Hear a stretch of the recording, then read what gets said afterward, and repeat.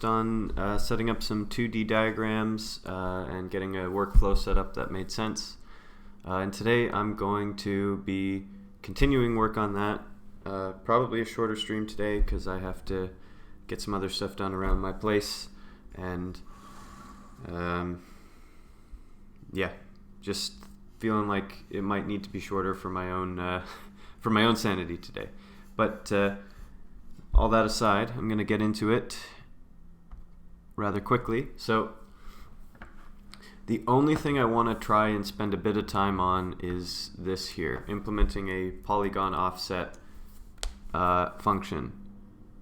So the reason for that is, if I look over here at these diagrams, I have a situation where I have a polygon that's just represented by a list of points, and I want to have an exact offset of edges of another polygon immediately around it. And these diagrams here, I manually typed in the values and they're not totally accurate. So I want to see if I can implement that solution myself. Now, I know I can do stuff with like geometry and linear algebra and stuff like that, which is probably what I have to do, but it's been a while since I've learned that stuff and used it effectively, so it might be a bit of stumbling around to get that working. So I'll see what I can do, and I'll just kind of plug away at it. But what we have, where I know I can start, is with the idea of, let me actually first of all say something. Let me just make sure that the workflow is still working. What can I change? Just make a trivial change and see if it updates, if it renders here. It should, because I don't think I turned this off yet.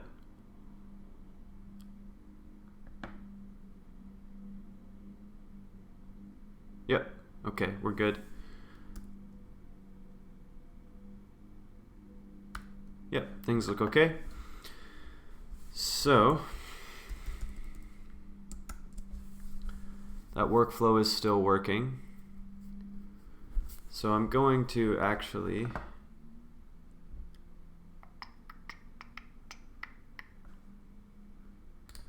just start cramming stuff in here.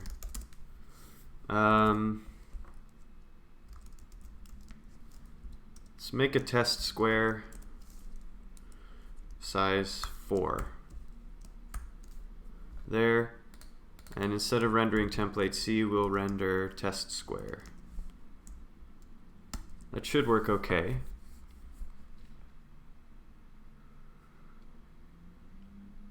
Just give it a moment.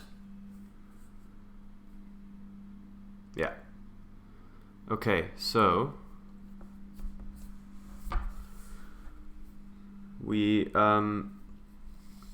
so what I want to have is some sort of function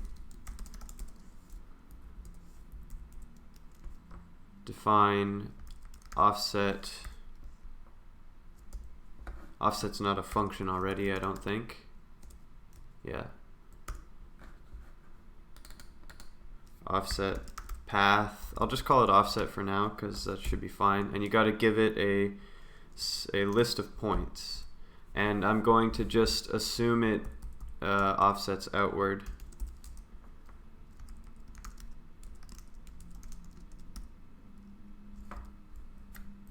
So points and distance. So you need a uniform distance that the path is offset around, right? So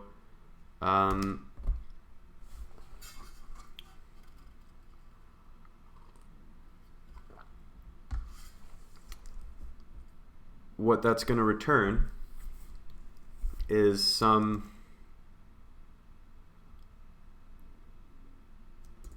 it has to return basically a list of transformed points, where transformed points is something, right?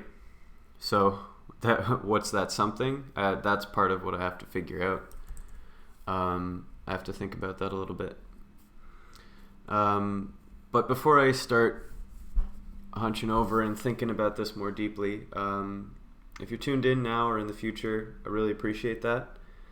Feel free to join in on the chat, leave some comments wherever you're watching this. I'd love to engage. If you're just here to kind of chill out, do your own work while I'm doing my work, that's totally cool too. I'm just glad that you're tuned in. I really appreciate that. But I hope whatever you're doing and wherever you are, that things are going okay. So if I imagine a test square that is 4, right? I want to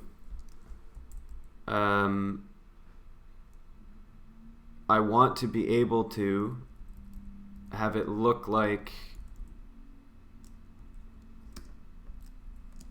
this. If I imagine that I offset outward by a 1/4 inch, right? Then it'll look like this. I'm just going to manually draw what I want it to be. Move this square.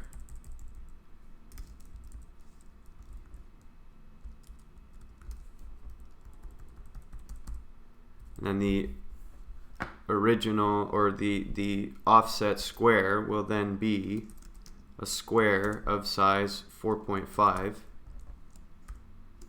And if I render that,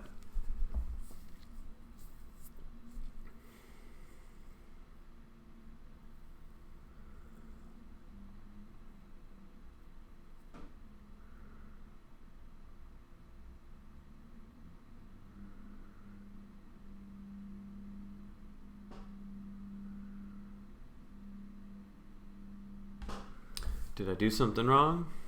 I guess I did. I have to put this in a list, I think. Yeah, that'll be it. And that should render okay.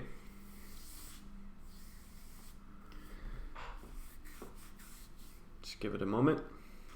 Give it a mo.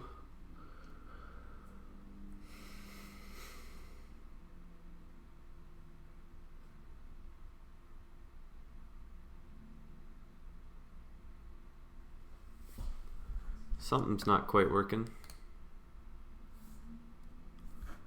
Let me check the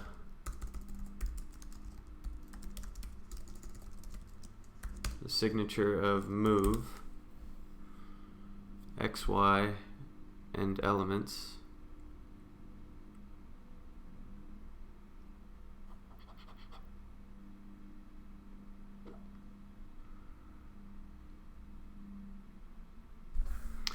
Did I miss something? Did I goof up already? Yikes, that was quick. Oh. Right. Silly.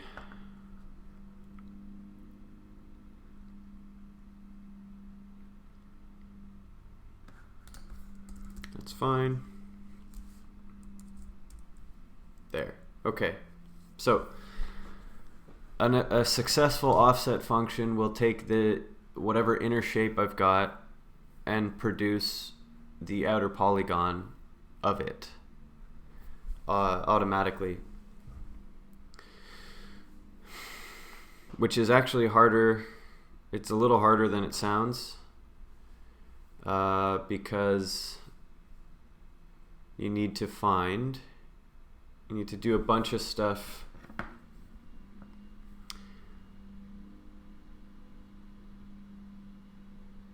Let me first of all start with, I'm going to start with something offset edge, right? So you're going to give it a line which is going to be A, B, and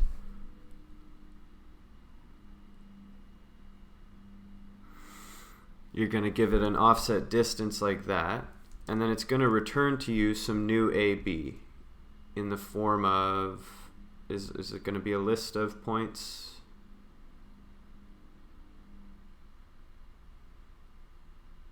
Let's just do it like this. A, B, and the offset there, and you're just going to return it as a list A, B. So if it's a stub, it doesn't do anything different. So if I offset edge, and then the edge is defined by 0, 0, and 1, 1, right? And I want to offset it by a distance. Ooh, well, okay, 0.25. It doesn't matter in this case, right? It's gonna list out the points that way, which is fine. Let's just do it this way though.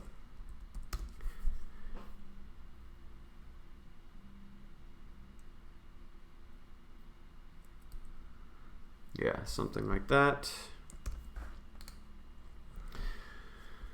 So I forget, there's some simple math for finding a unit vector perpendicular to a vector, right? Let's see.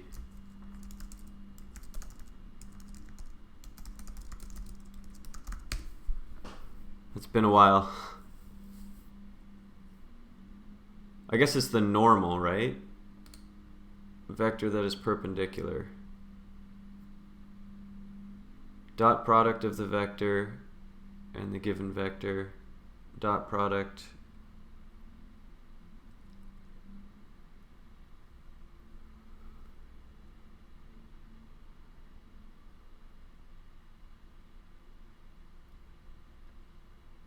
Eesh.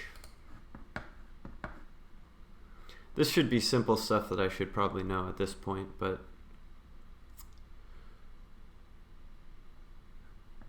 let's see. Python perpendicular vector. Let's see here. You see if we can use Python as an example and then just port it into what I've got going here. So there's some 2D stuff.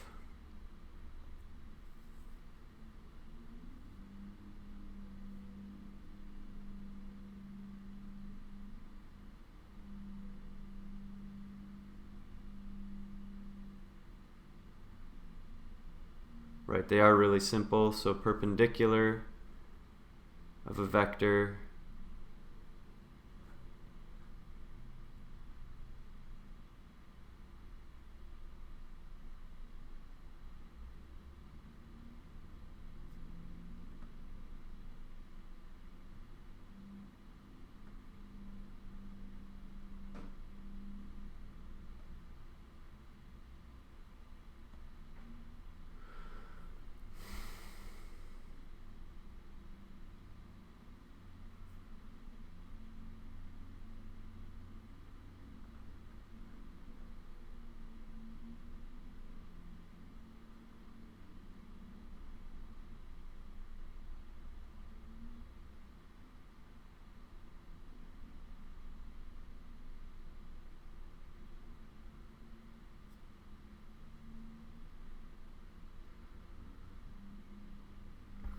Does this actually make sense?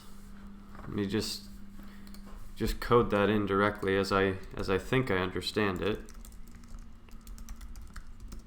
Right, so if you give it an xy like this, then according to this you would make, you're going to just return the negative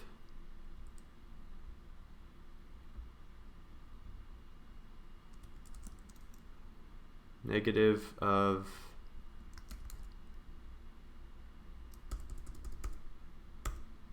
negative y, and here's just going to be x. Is that?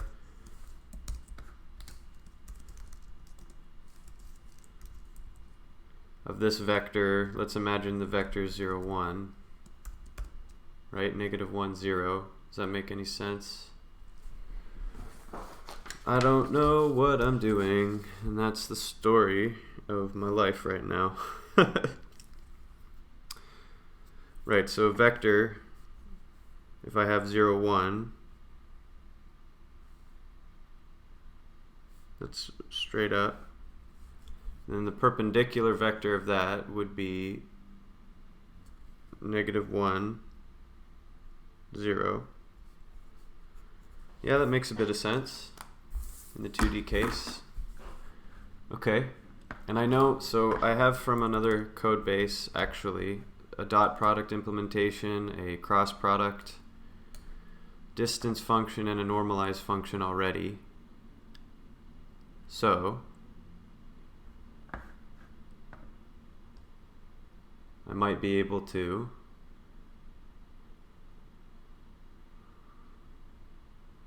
right, so if I put in a normalize here, normalize, I can create a offset edge, which is going to be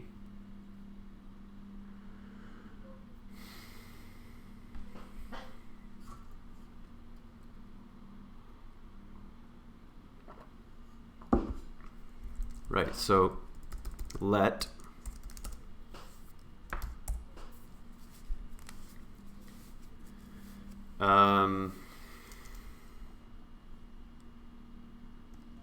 perpendicular be, right, you just run perpendicular on b minus a,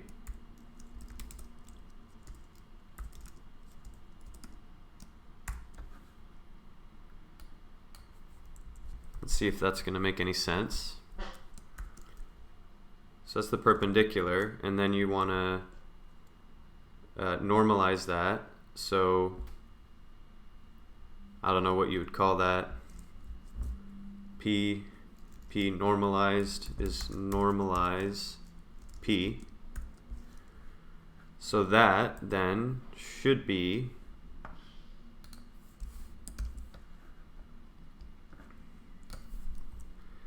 now all you should have to do is the new AB will be,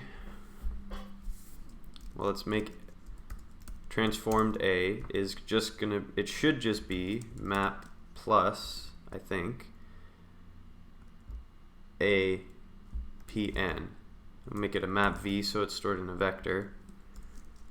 And then transform of B should similarly be map V plus BP normalized. And let's see if that actually makes sense. XA, XB. Okay, so we'll go there, offset edge, and now what I want to do is pull up my rendering here.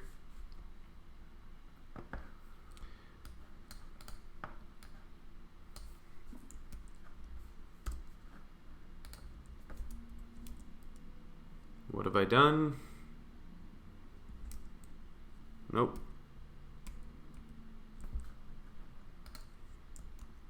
Jeez. Can't even copy and paste properly today. What's up with that? Okay. You kidding me?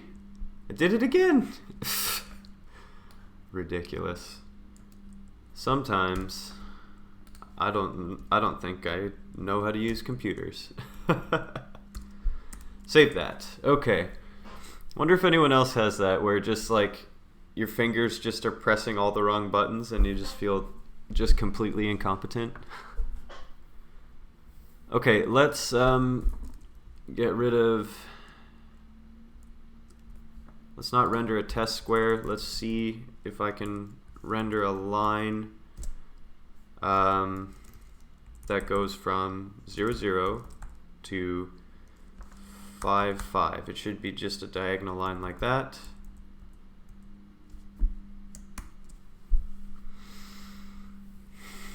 Actually, it'll be, no, it'll be this, no.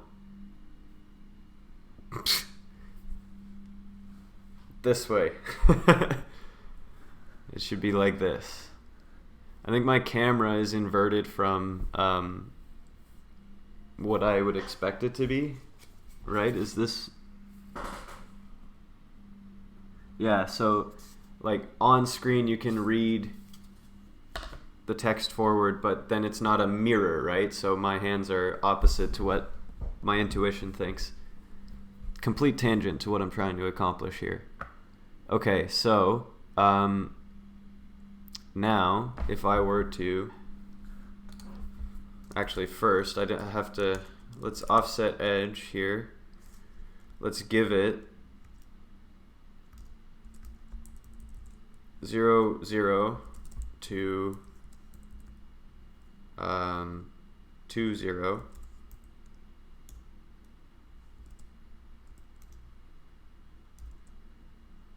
And I want to offset it by 1. Okay, 0, 1, 2, 1. That actually works in the horizontal case anyway. So that's exciting. If I do, let's make it from 0, 0, and we'll move it, instead of drawing a horizontal line, we'll draw a vertical line. That makes sense, kind of. Okay, so let's see if I have some visual intuition. If I draw another line here that's using the offsets of those same points. Let's give that a try. So we've got here line, and I have to apply the line to offset edge of 0055.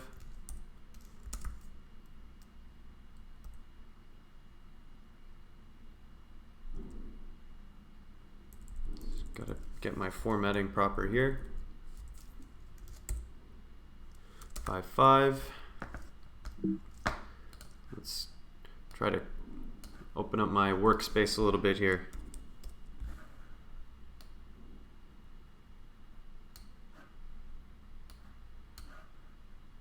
I have a dream of a REPL that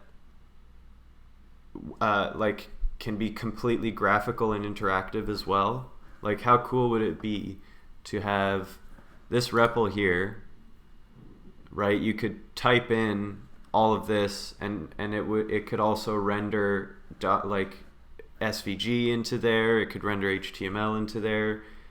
Like, that would be really handy. It could also just do what a normal REPL would. I'd love that. Maybe I'll have to build it.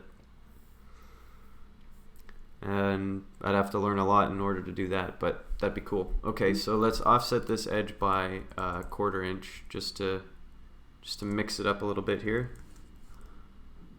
We'll mix around. Let's see if that'll actually render.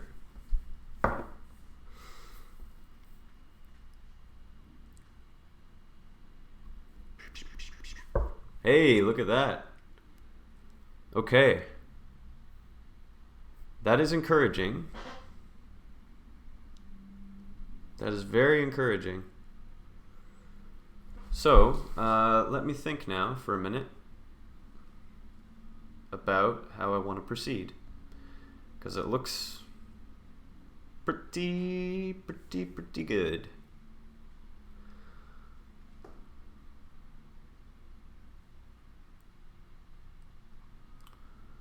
So,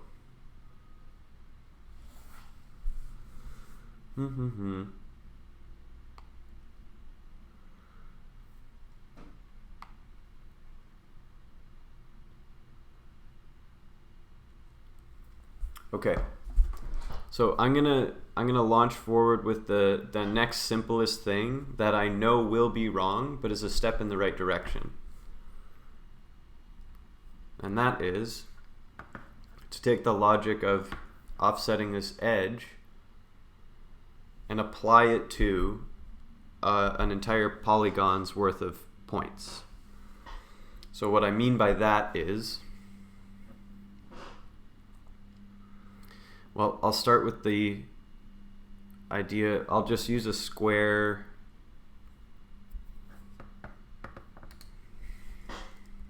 Let's make a little test here. Test poly, test gone. And it's just a def, not a defen.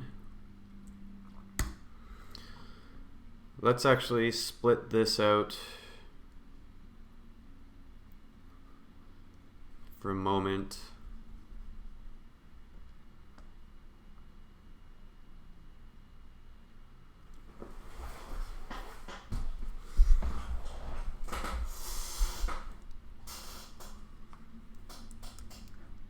Yeah, just for the sake of quickly goofing around. Okay, this is going to just be a test gone is just going to be the polygon function, and I'm going to run it on this list of points.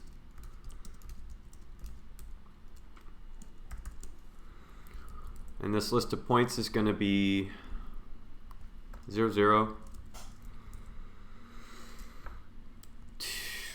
4, 0, 4, 4, 0, 4. That should draw a square. Ooh, excuse me. Now let's get rid of these because I don't need those in there.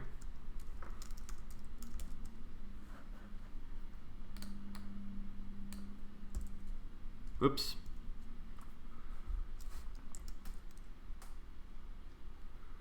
So I should see a square show up here if I did it right, which I think I might have.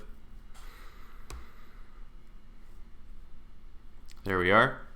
So the next thing I'm going to do, since I have this test gone,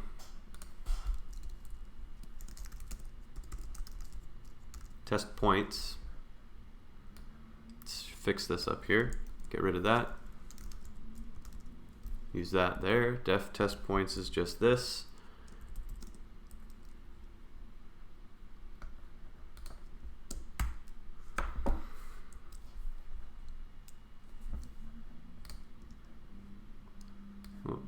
Goof something up with the there we go.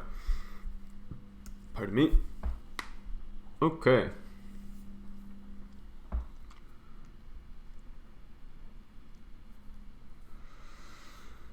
Okay, so you should see no change because all I did was just define test points as a list out there.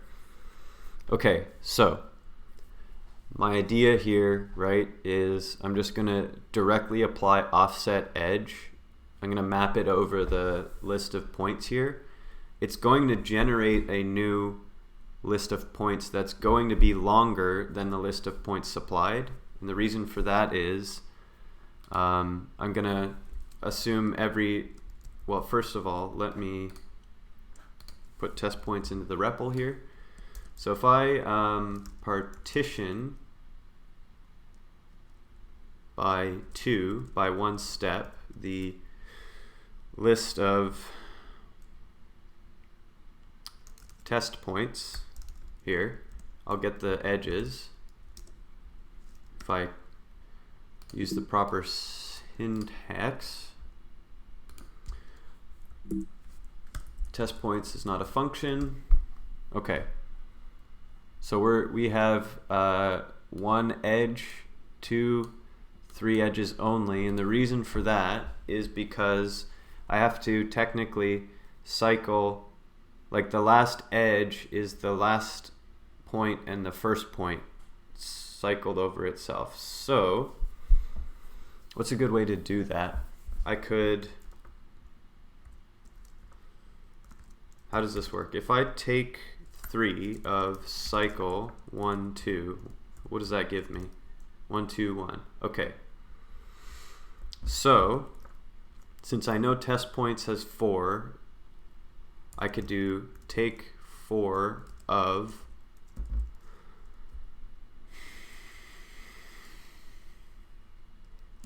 partition 2 by 1 of cycle test points. Is that going to give me the right? Okay, so I do have 1, 2, 3, 4 edges, and the last edge is the last point and the first point, so that works.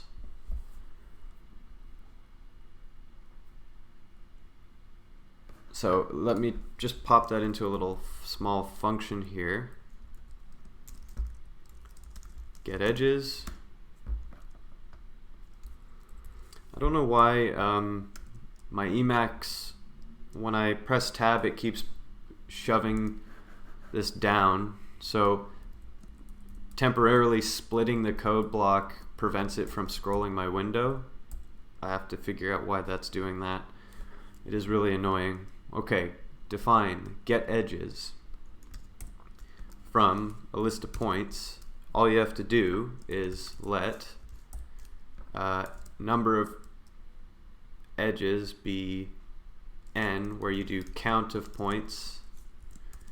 That's all you need there, and then you inside the let run take n of partition 2 by 1 of cycle points. So that should, now unless I want to put it all in, let's try it. Get edges of test points. That should be 4. Yep, 4 edges, that's nice. I'm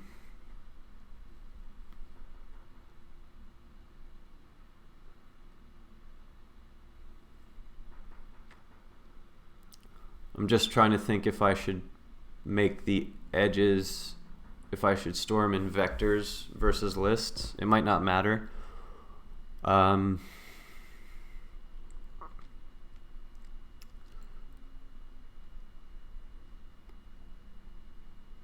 Well, okay, let's say it doesn't matter,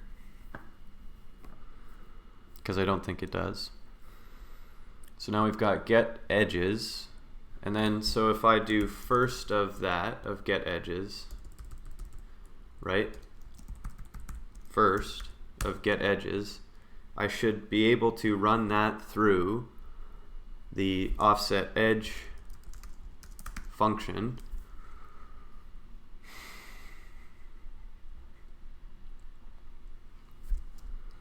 Offset edge of first by some offset. Yeah, and it does spit out a value.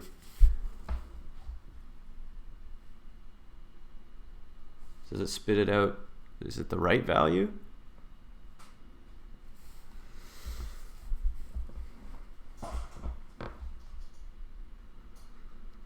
Why did it offset it by 1?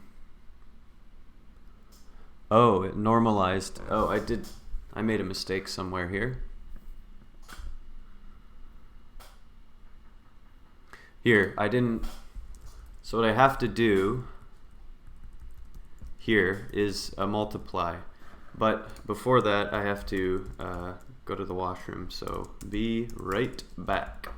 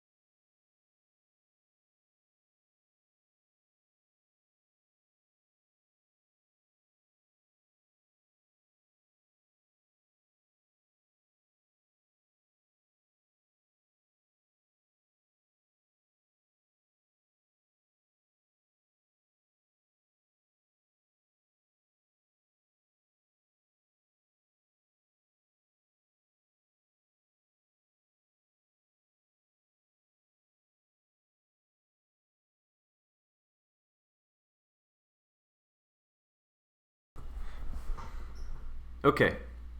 Before I get back into this, anyone watching now, hey, feel free to talk in the chat, ask questions, talk about projects you're working on, anything like that. If you want to, of course. No pressure anyway, either way. But I say this a lot on my streams now. I really enjoy doing this. I want to keep doing it more and more, and I want to build a bit of community around this. This is a lot of fun for me. So if you're there and you want to chat, you go ahead. That would be cool. If you're just watching and you don't want to chat, that is equally as cool. Thank you for watching. I really appreciate that. Okay, so I'm back now. Get rid of that. Gonna have a, oh sorry, I have to,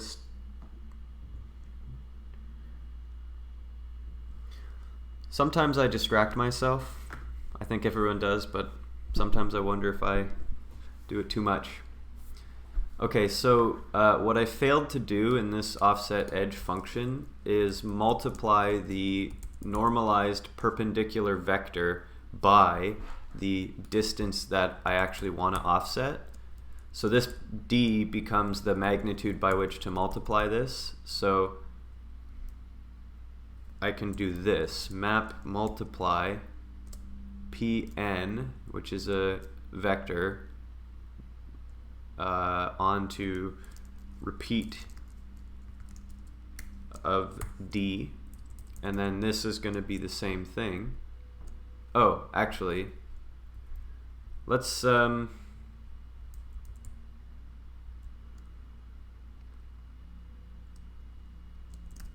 skip a step here.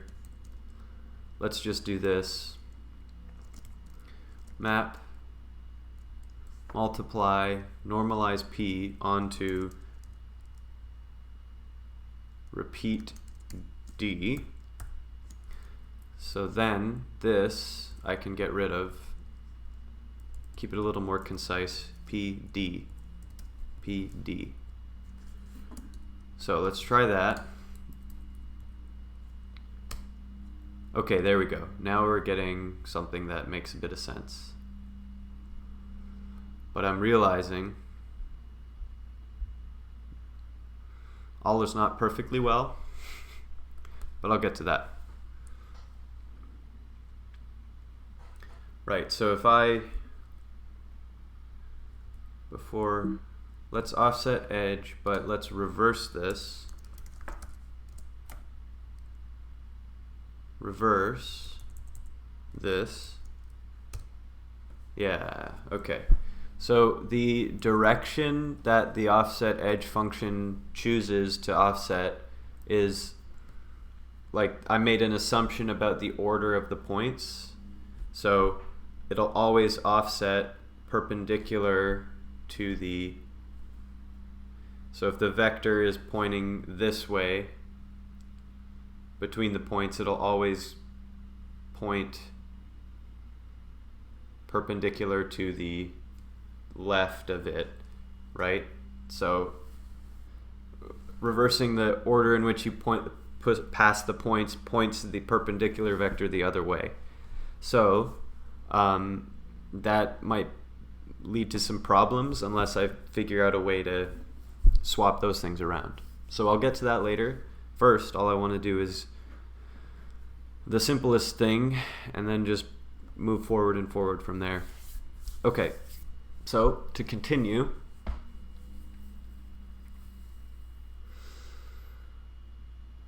I have these test points and I have the get edges, which successfully pairs off the points into all their edges, which is good. So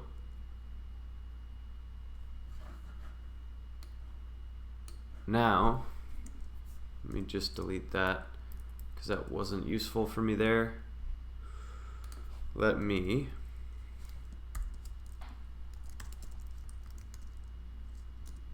offset that given points. What I'm going to do is let's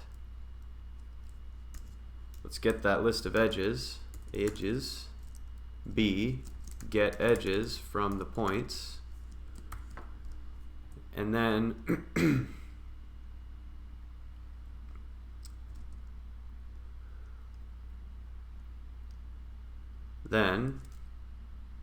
well, okay, offset, I need points and the distance. Then actually what I can do is map a lambda function, get edge, no, offset edge by, so the points and the distance, right? I want to map that over the edges, and that should return to me a weirdly nested list of points and stuff, which is, I'll fix in a minute. So the points are test points, and I want to offset it by 1/4 inch. So it works, but so I have a list of edges, basically, right? So if I want to make this a flat list of points, I think I could just put map cat here, which maps and concatenates directly. So if I run that again, yeah, okay, so there should be double the amount of points passed in originally, because anytime there's a corner, right, that implies that there are 2 edges, and I'm offsetting just straight from those. So basically the new path I'm drawing will have an additional, for every corner point there will now be the point from edge 1 and the point from edge 2. So you double your edges, or pardon me, you double the points, right? So if I count the result of this, it should be 8, because I had a list of 4 points. Yeah. So my logic is so far working okay. Now what I want to do is create the Polygon test points.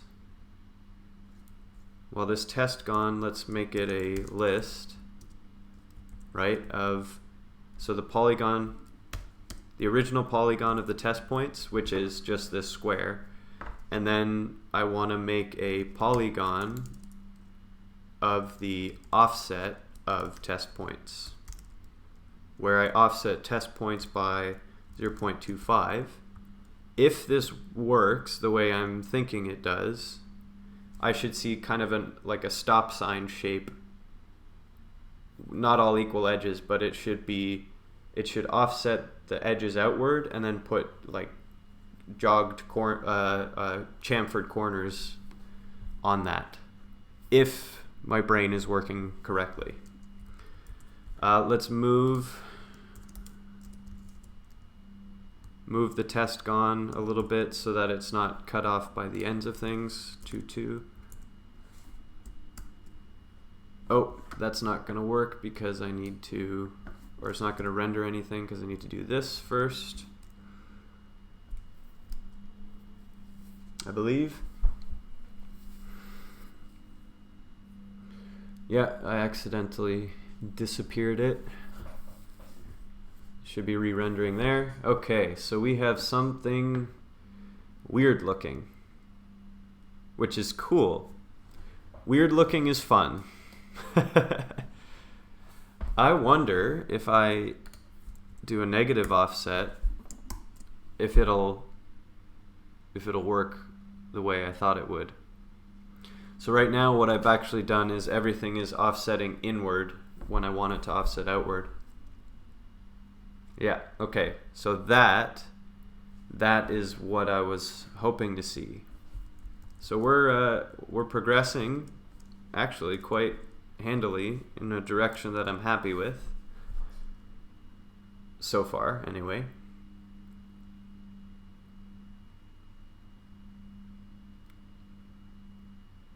Yeah, there we go. So that's a big old stop sign. So I want to invert the logic of this negative. So what I'm going to do there is just go into offset edge and make D a negative here. And that should fix that problem. So if I do this, I don't need to if I make this back 0.5, this should, if my brain's working, it should still offset outward, and it should just shrink it back to a ½ inch. Yeah, there we go. So the next thing I need to fix, obviously, is I don't want my offsets to all have cut corners like that. And the particular reason is if I now redefine test points to have, so we've got 0, 0, 4, 0, 4, 4. If I do 2, 8 as a point here, 2, 8.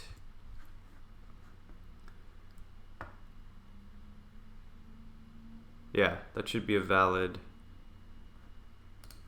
sort of thing. Let's see if any of that makes sense.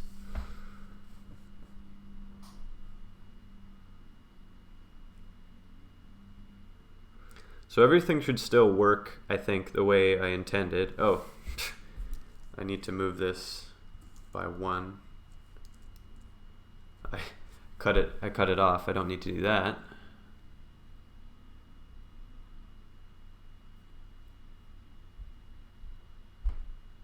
Yeah, so you can imagine, right? If this spike, if it's even longer, this line could even cut like right past where it needs to be.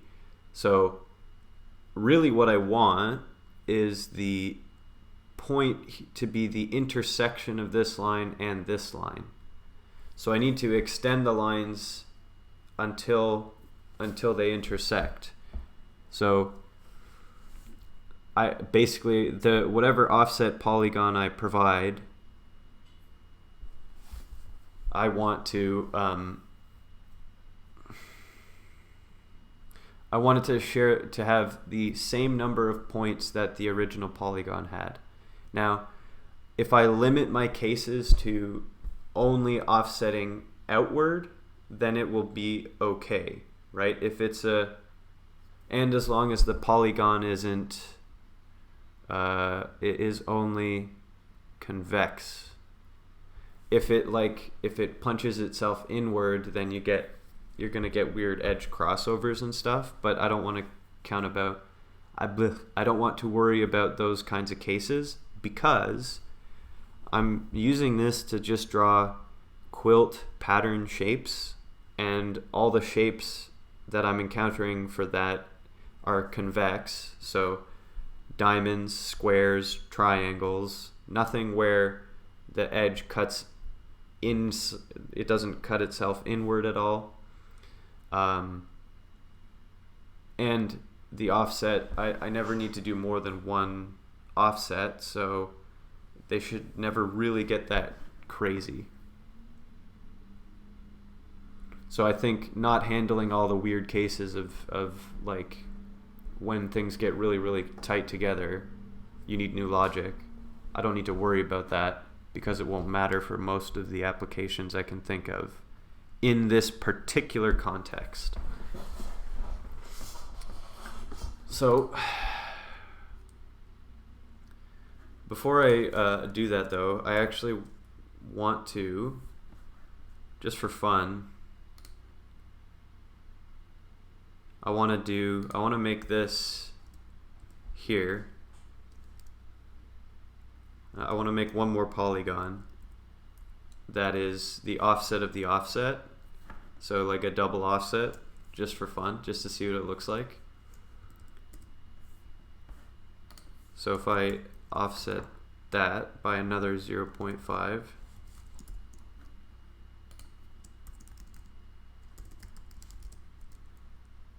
offset the offset by that, that's a polygon, it's a list, that's that. If I save that, what is that going to look like?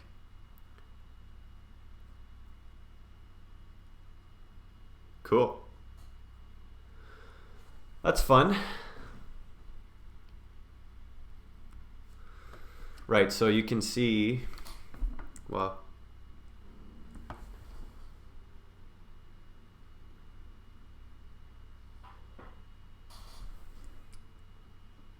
let's see here. This, if you would run this exactly as I've got it a bunch of times, you're gonna get smoother and smoother what look like a radius, but you're gonna have like your edge count per offset is going to double every time, so it's gonna explode pretty quickly, which is fun, but that's not what you need. So yeah, back to what I was saying earlier. My next thing is to figure out a relatively smart way to, instead of just generating these 2 points here like that, to find the intersection. And to do that, I need to Google some things because I don't remember how to do intersections very well, or at all, to be honest. So let me see here. Let's just, apologies for messing around with the zoom and stuff like that. Okay, so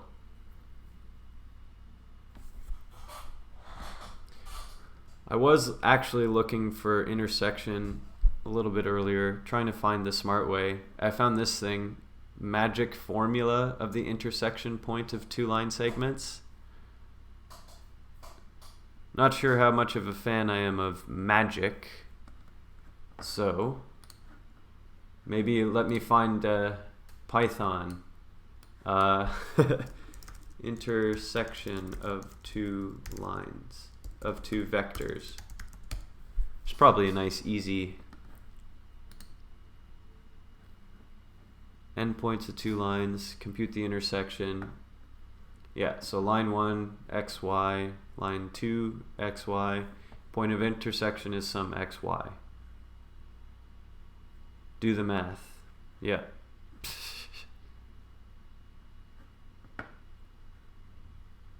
Line intersection, x diff, y diff, the determinant, det, is that what that is?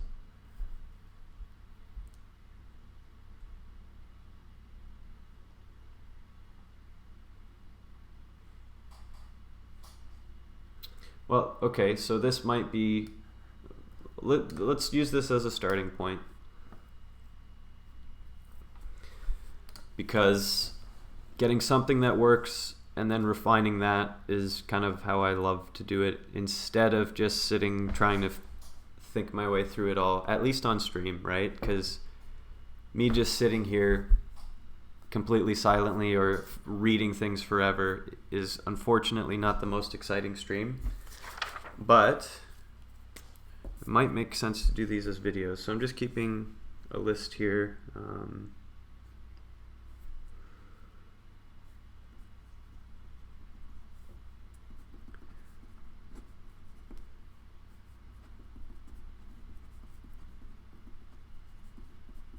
Yeah. Okay.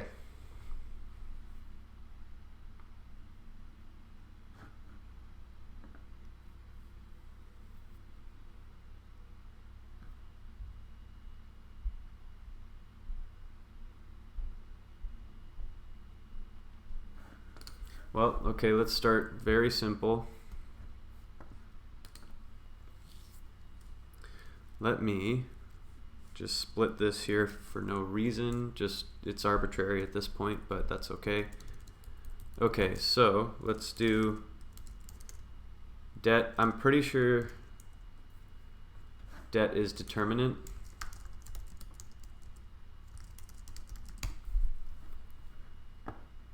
Right?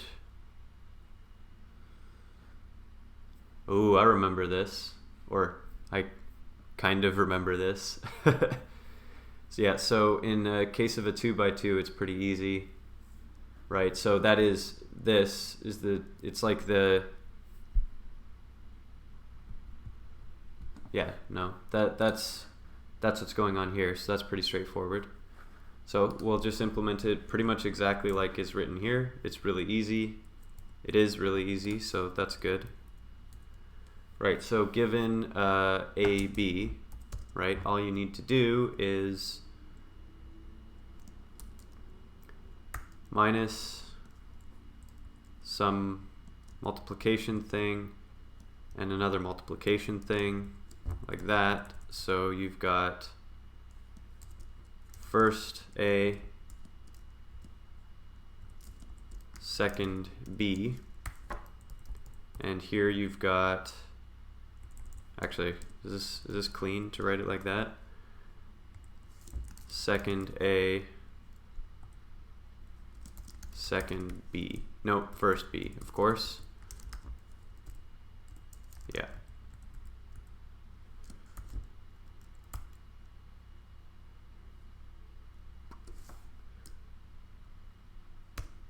Okay, so det 2 to 3 and 3, 4 should give me just a single magnitude thing, and it should be different if it's different numbers. Yeah. Oops, that's my bad. Okay, so we have a starting point there.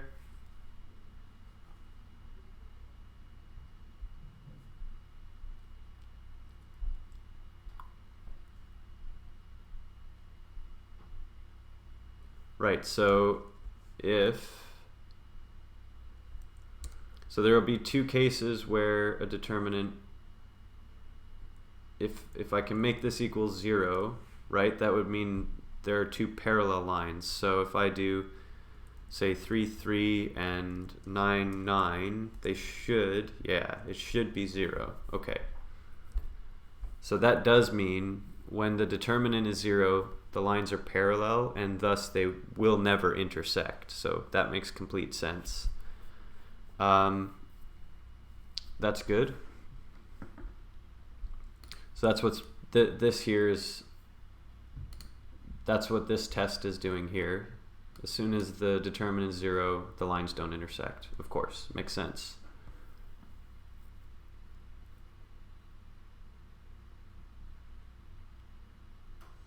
D.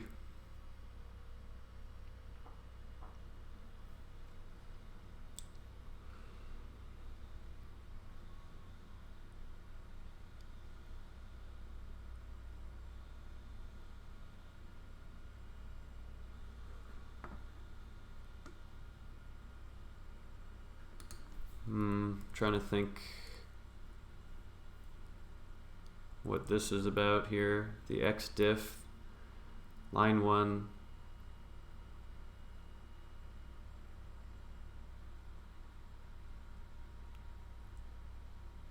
Right, so line intersection.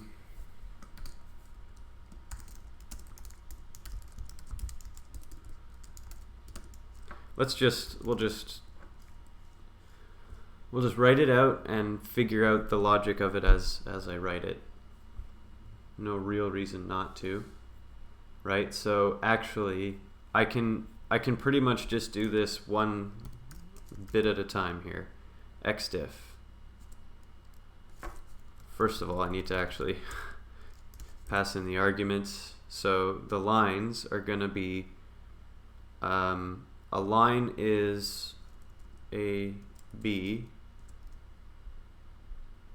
and C, D, where A is it has an X and Y, and B also has an X and Y. So what's the smart way to, let me do it this way. AX, YX, no, AX, AY, yeah, comes from A, BX, BY from B, CX, CY, C, DX, DY from D.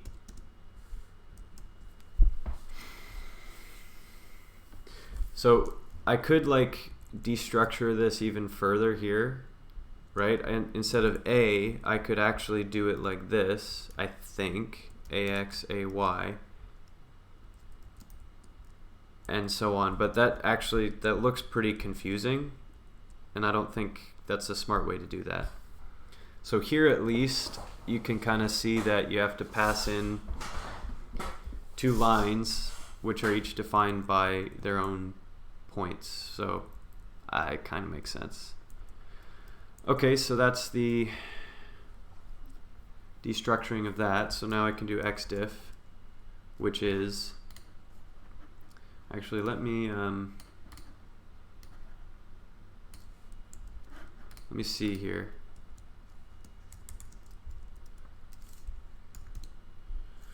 From, let's keep a link to this so that I can put proper credit and stuff like that. From here,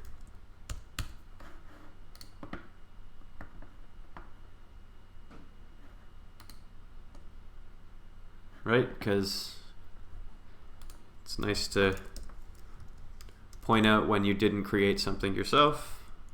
That's wrong.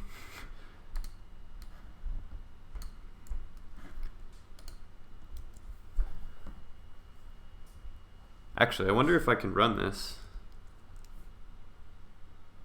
Hey, it ran, but I see no result. And that's because I have no A, B, C, and D are not defined. Yeah. Well, let's see. What the question has is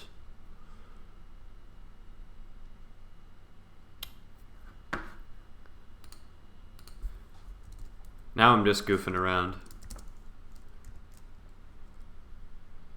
Okay, so the intersection, let's imagine I have line 1 has points 0, 0 and 2, 0.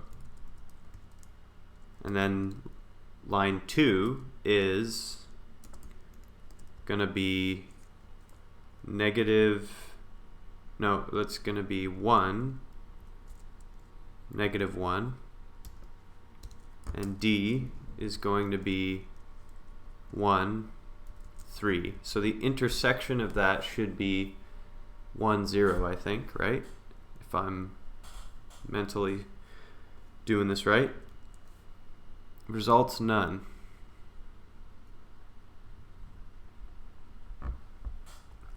Why might that be?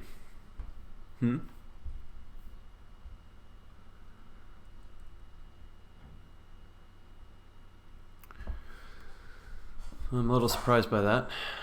I wonder if I'm going to try just one more thing, just to goof around. If I go here,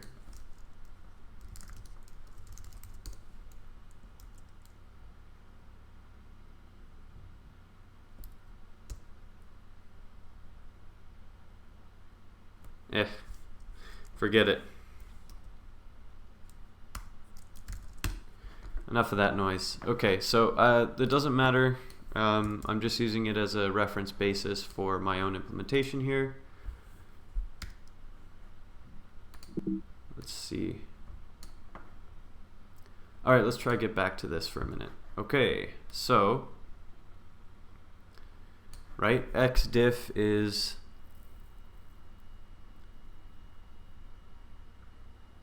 line 1, 0, 0 is AX.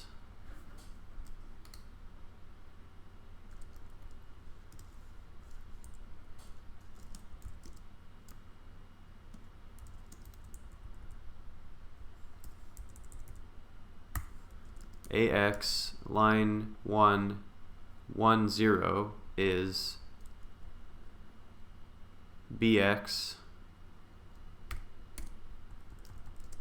Right, so that means CX and DX should be here. I think that's what they're going for. Yep. Xdiff, Ydiff, right? Should be all, yeah.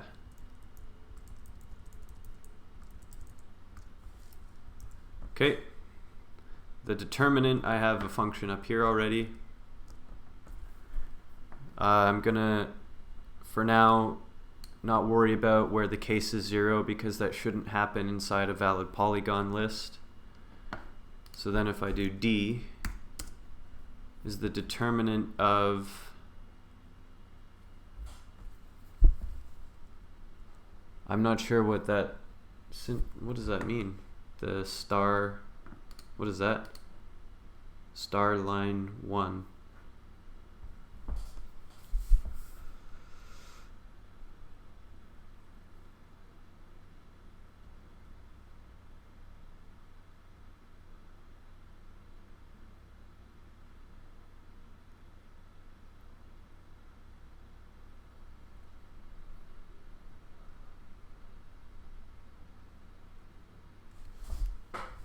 Okay, well, let's not worry too much about that. Determinant, I think what that means is, how did I write my determinant? AB, so determinant AB, determinant CD. Does that make sense? X.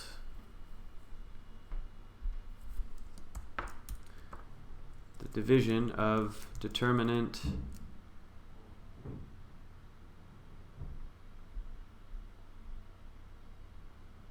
of dx diff. Wait a second.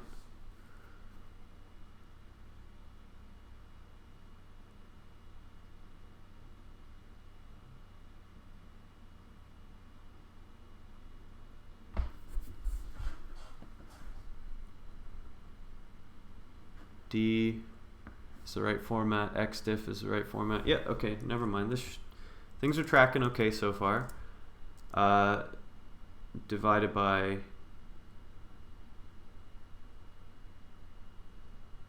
oh, I forgot, I have to do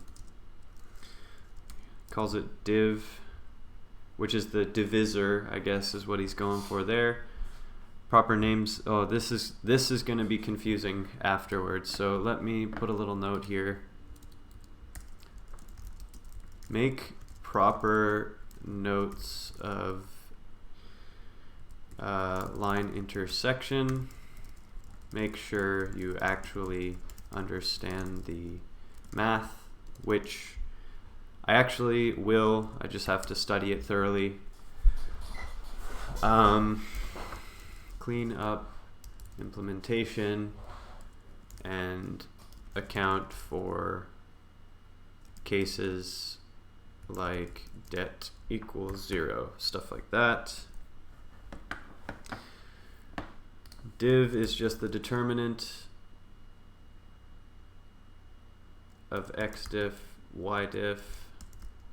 Right, so x diff and y diff, I'm just realizing I'm kind of complicating this needlessly. I could technically just do, like I could simplify this with like map minus the, these are just the vectors,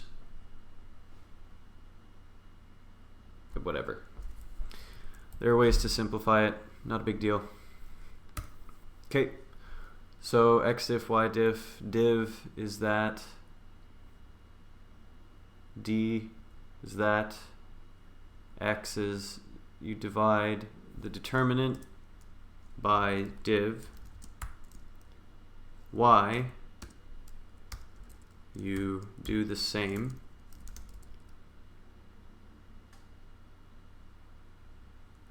with y diff. Okay, so that's all the bits, and then you just return x, y.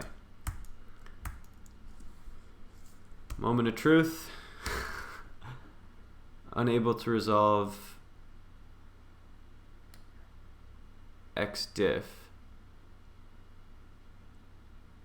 Oh, I can't do that. Gotta do it there. Okay, so we have something. So, well, let's see if anything makes sense. Let's do line intersection of, right, so we've got line AB, need a little more room here, right? Line AB is going to be AB, and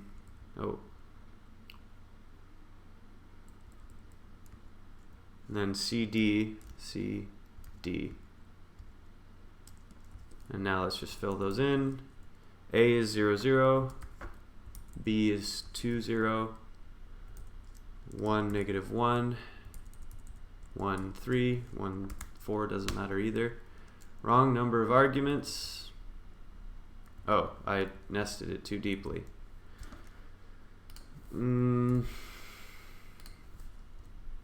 Hey, that looks like the right answer. Sweet. Okay, so now that I have a theoretically working line intersection,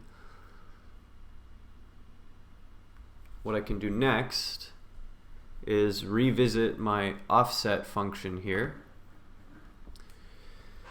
where well, let's see. Close that, close that. Where am I going here? Oh yeah. Right. Okay.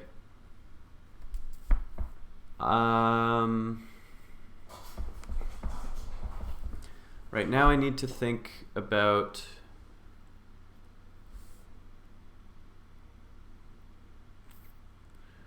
when I get edges and then I do the offset here. So what I'm doing is map catting offset edge over the list of edges. But what I need instead is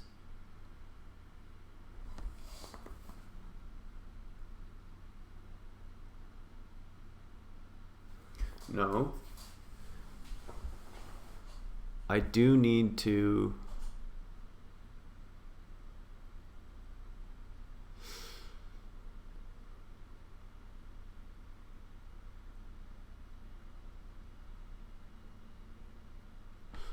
let me check something. Does this intersection thing work with two lines that don't physically intersect one another?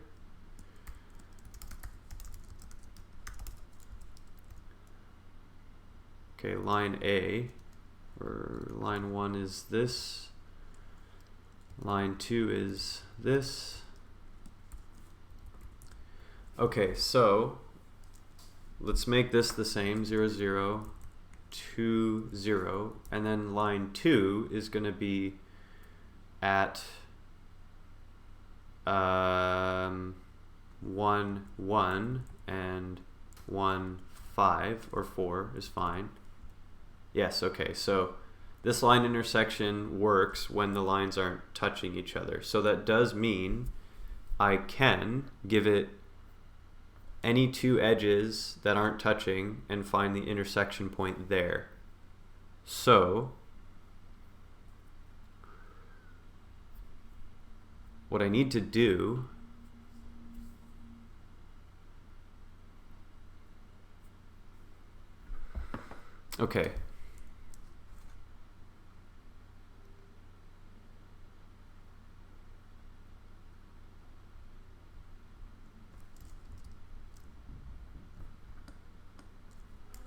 O edges is going to be this.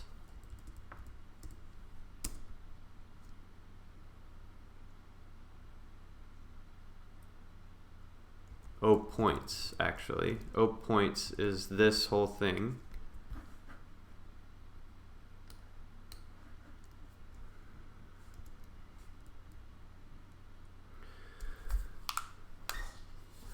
So if I have the offset points, now if I run O edges, or I can get blah blah blah blah blah. I can't speak properly at the moment, apparently.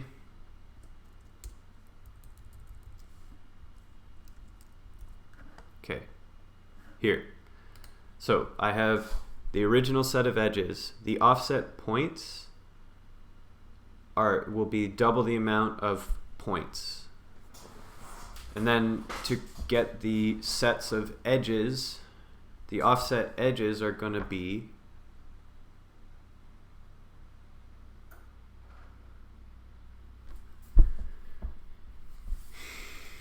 get edges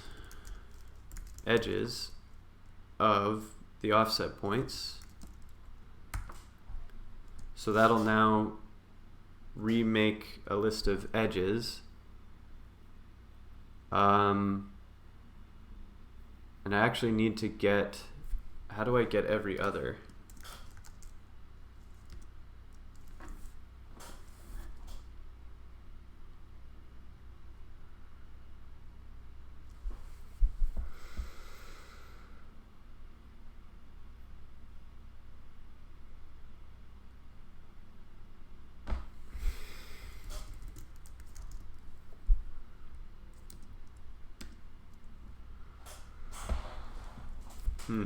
Well, I'll get that in a moment. Okay, so O edges. So let's see what O edges looks like.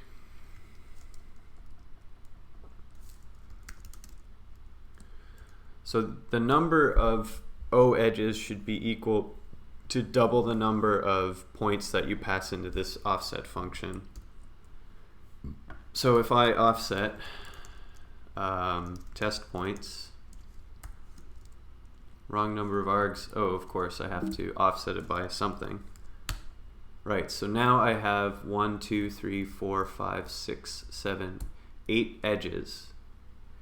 And what I know is not every edge is technically needed, right?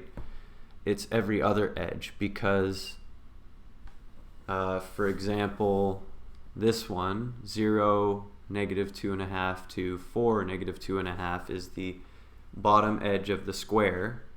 But this one, 4, -2.5 to 4.25 to 0 is a diagonal. So I don't need this one. I also don't need this one. I need every other one. So I don't Clojure get every other item from list. Let's see.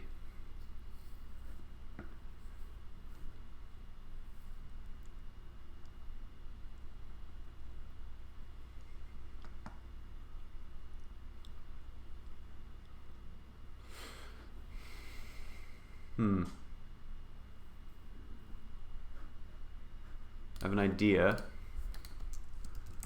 but be right back.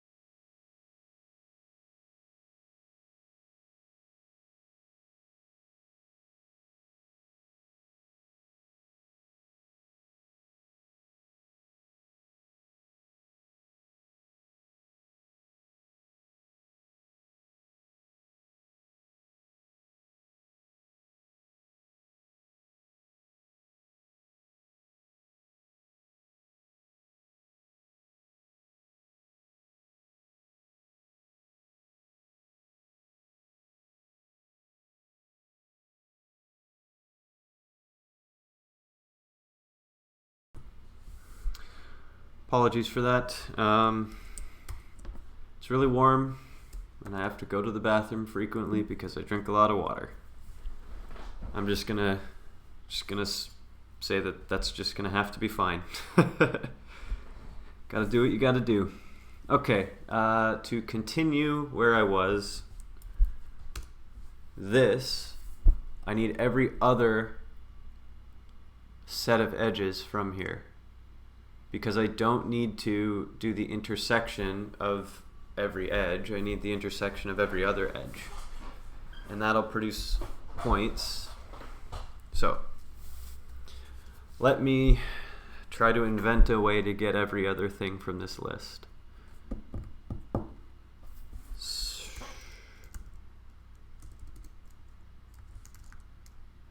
Filter odd, range 10. Okay. Filter even,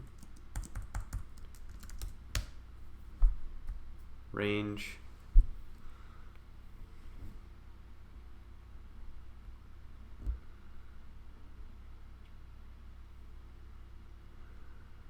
Okay, so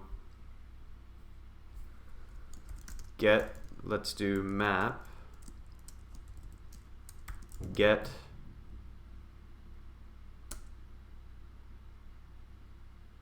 from this stable list,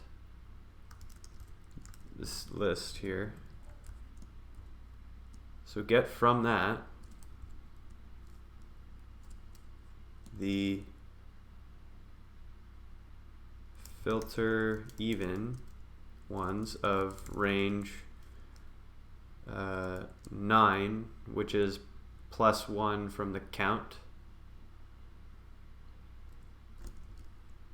Nil, nil, nil, nil, nil.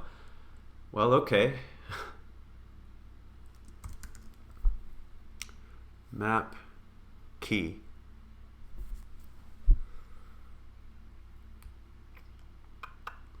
Oh, is that because, well, let's get offset test points 0.25 2. That'll be nil because offset is returning a list, not a vector. So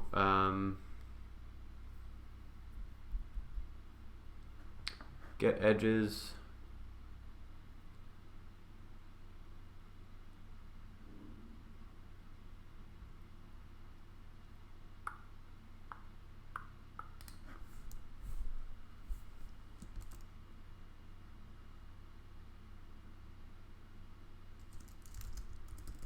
Can I just do that? I forget if that's valid or not. Let's try that. Try that. And run it. Yeah, so that should work now. Right, if I get... Yeah, perfect. Okay, so let's go back and try this thing again. We get every other... Why is there a nil value? 1, 2, 3, 4.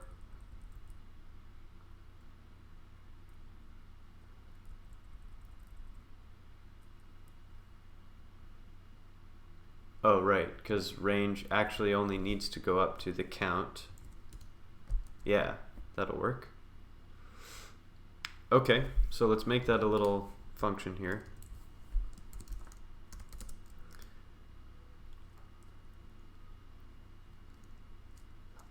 Every other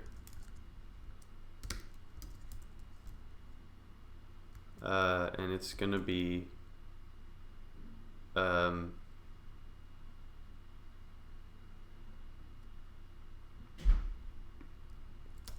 vector v. So let n be count v,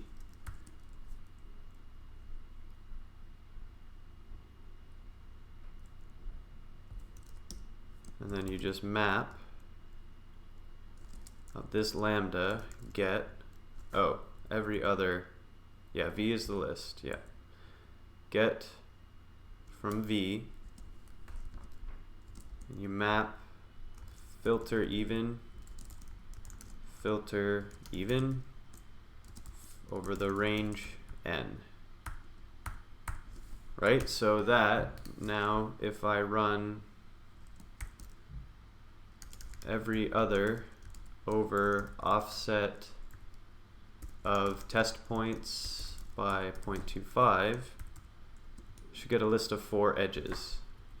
Yep, that looks correct. Now all I need to do, right, is find the intersection of each of those. And then that will give me a new list of points, which should be the offset. So it feels like I'm getting closer to what I want, which is actually very exciting. I'm really happy. But I don't know if it works yet, so I gotta... Okay, every other line intersection. Oh, I will have to move this function down to here as well. Otherwise it won't work, because I'm using a function before it's declared. Right, so if I paste it down here, then I can get back to work on this. Okay, so O edges is get edges of opts, but it's actually the offset edges that I need is every other of this list.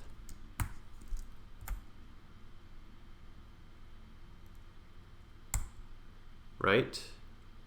So now, if I just offset test points by, yeah, perfect. Now, if I take first of that, I have an edge, and if I do line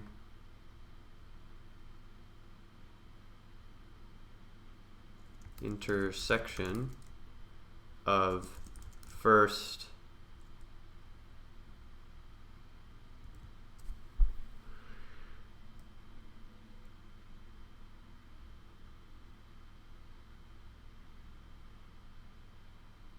I need to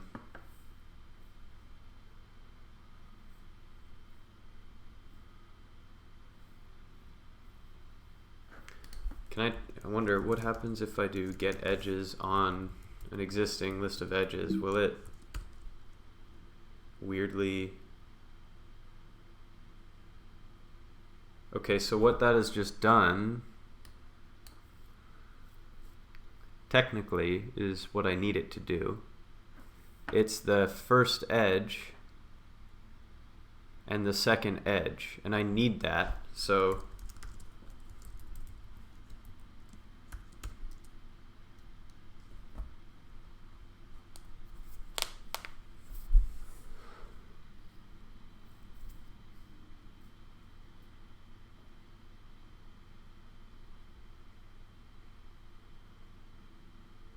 right, so if I line intersection, right, where the arguments to that are 2 edges, I have to apply, right, then I get an intersection point. Okay, so I need to rename this not get edges, but I need to make it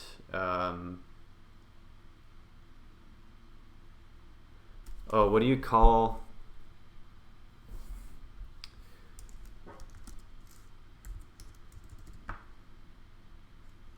wrapped partition? That's confusing, kind of.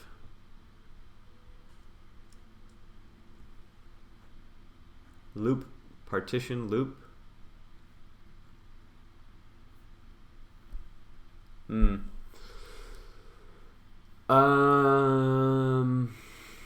Yeah, we'll call it wrapped partition. That kind of works. It's a little, because it's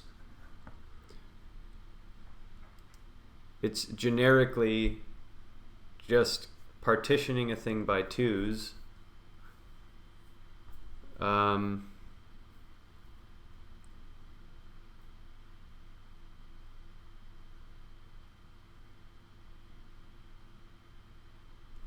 No, better to call it loop pairs or something like that.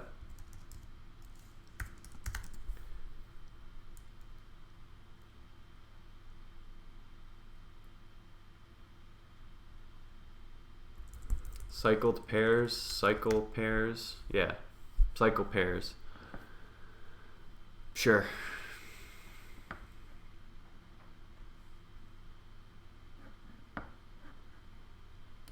So here, instead of get edges, you do cycle pairs, offset edges every other cycle pairs there. Right. So that should work just the same. Of course, I have to define the function. Where am I at here? So, offset test points by 0.25. There we go.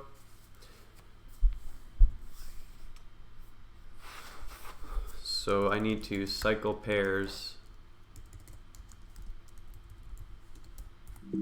this. Now I can run apply line intersection on the first of that, and that gives me an intersection point, right? Yes. Okay, so now we're on to something here. So if I do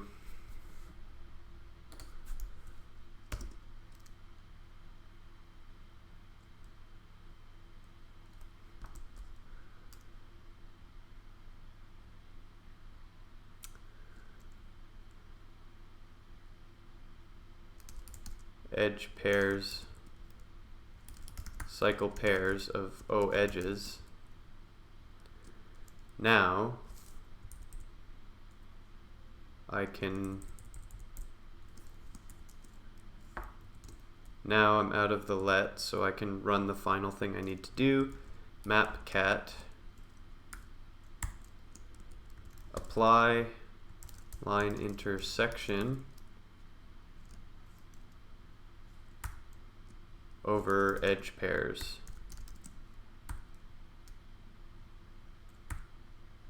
Let's see if that works. So let's offset the test points. I should have a list. Nope. Oh, of course. I always forget that I actually need to supply it with the proper data.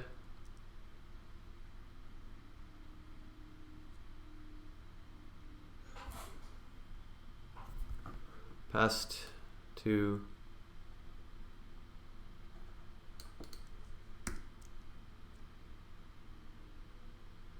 oh.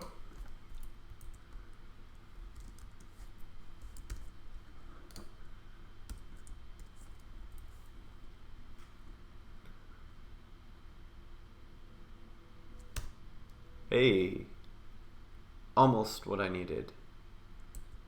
We should have this count should be 8. Yeah, because I actually don't want to map cat this. I need to just map it.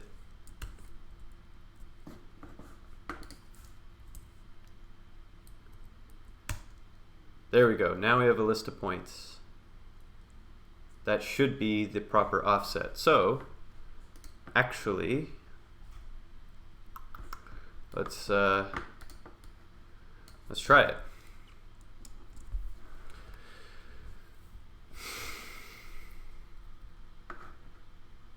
So just waiting for this to render. I want to see if this works here. This should already work. Hey, hey, look at that. Yes. Okay, so we have something working for a square. Let's throw a rankle in this for a minute. Let's add another point here.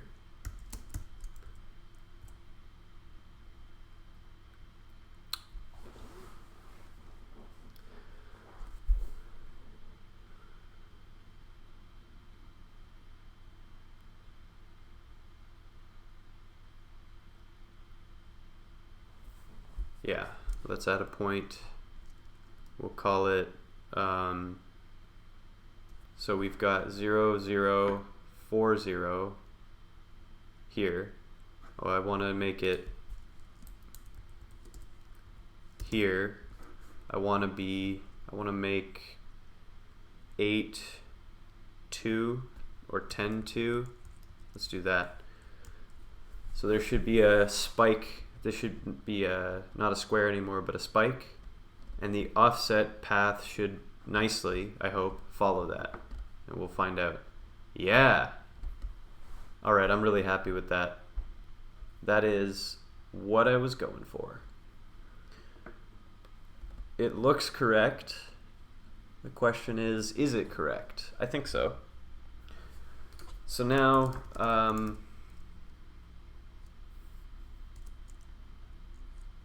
let's do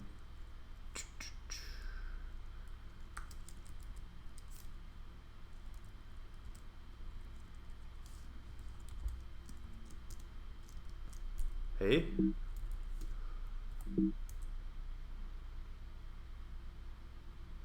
Oh, I wrapped it in that.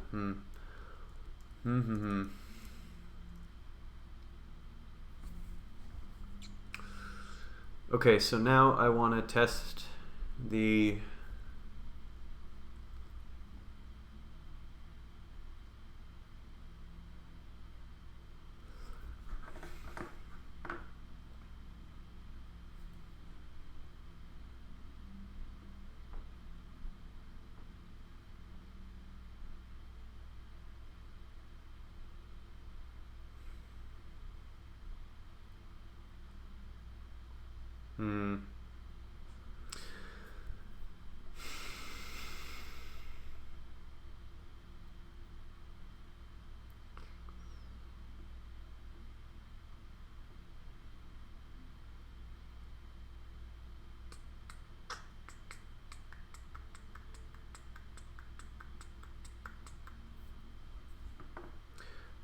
what I'm thinking about right now is, so the other day, yesterday, I made a function diamond, which draws this, but my offset here takes a list of points, and my diamond function doesn't easily expose the points list for manipulation. So my offset function works, but it doesn't work on, like, if I call square, I can't do an offset on the square either, because it builds right away the structure that I need. And in this case, it even defaults to a rectangle, like built into SVG. So if I want to be able to offset anything, I have to re-implement square and diamond to take in, like, I need them actually just to be, I need to do something like this, define square points, right? I need a function that's square points, and then I need, this is going to be, so the real, okay, let's hide that.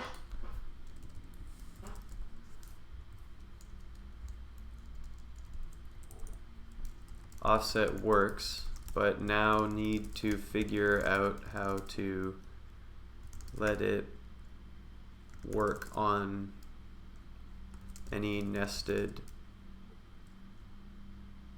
on any shape given, or if that shouldn't be, how to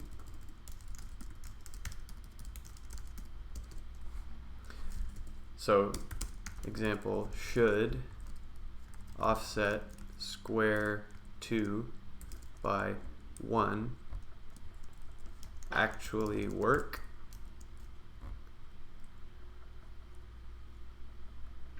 I don't know how to handle that yet.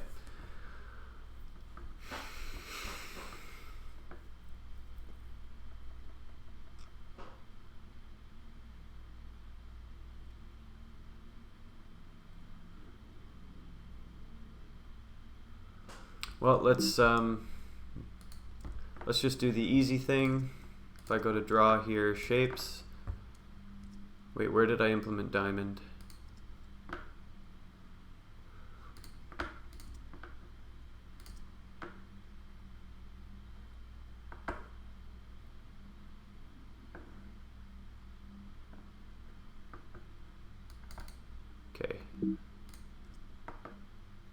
Oh, right, it's in fabric here. Diamond, a diamond. Is it? Yeah, here. All right, so I'll make another function here. Wow. Diamond points. Defen diamond points. And it's going to take a width, a height, and a width offset from top. We'll make this one a little more straightforward. All it's going to be is a list of 4 points. Oy, oy, oy. There. Right, so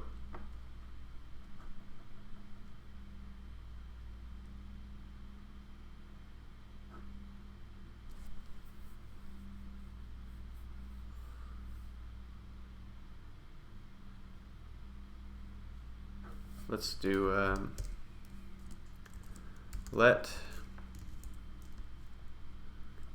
half width is just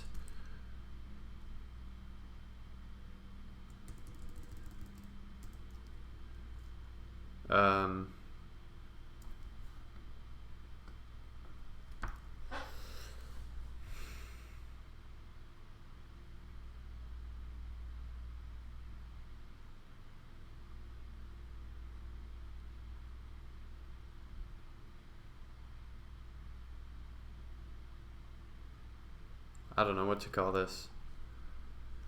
Half width is fine.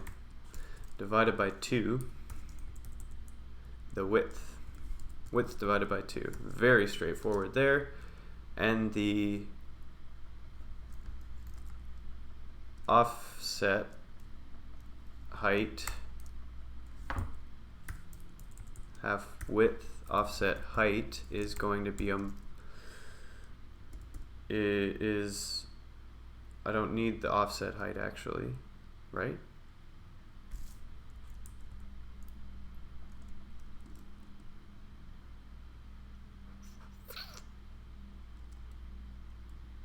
You know what? Let's call it X and Y and Y2. People might be able to understand that. So then this will be X2 actually. Is just going to be X divided by 2, and that's all I need to create the points list, right, which is going to start at the very top point is going to be X2, 0.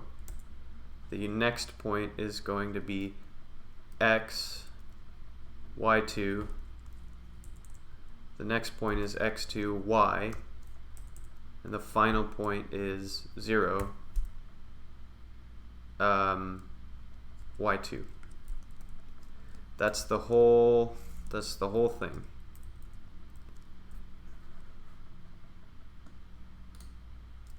Gotta close that. Okay, save that.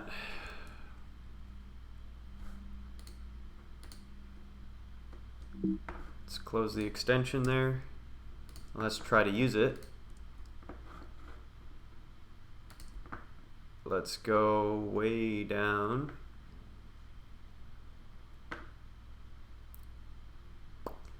Let's now define test points to be diamond points with a width of 5, a height of 10, and an offset of 3. Save that. This should rebuild to be a diamond with 2 offset paths because of how I wrote it, I hope. Yeah, sweet. Okay, that is perfect. So now, the cool thing about all of this is now I can actually, let me get rid of the second one here. I only need one. By default, all the quilt pattern stuff that has been worked on, that I've worked on, uses a 1/4 inch seam allowance, right? Which means it looks kind of like this. If you're going to sew a diamond piece into a quilt, this inner line here is the dimension that you will see when the quilt is done. But this outer one here is is this size that you have to cut out of the fabric in order to be able to use that piece and properly attach it into your quilt. So having an offset function that can offset 1/4 inch like that to any shape I give it is extremely helpful. So I'm really happy with that. Yeah, that's very exciting. Now, I will actually, just out of curiosity, let's make one final.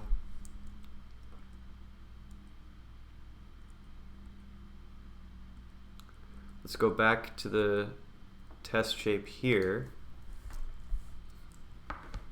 Let me get rid of this one. Just make that a 1/4 inch. This should be a square with a spike out of the side.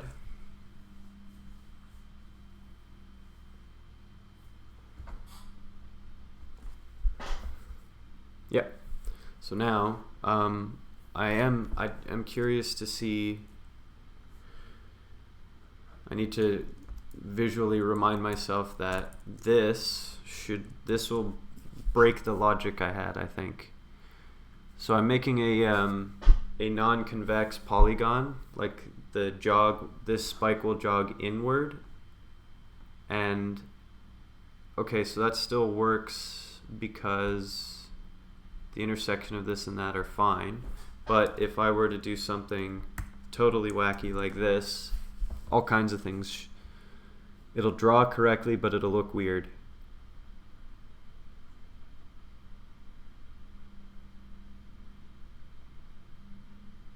Yeah. So the offset is actually still working correctly, which I'm excited about. That is a good thing. Let me test. Let's put it back out like that.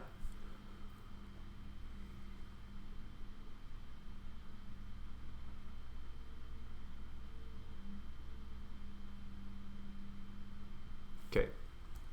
And now, for fun, if I make it a negative offset, it should inset. But will that work or will that break?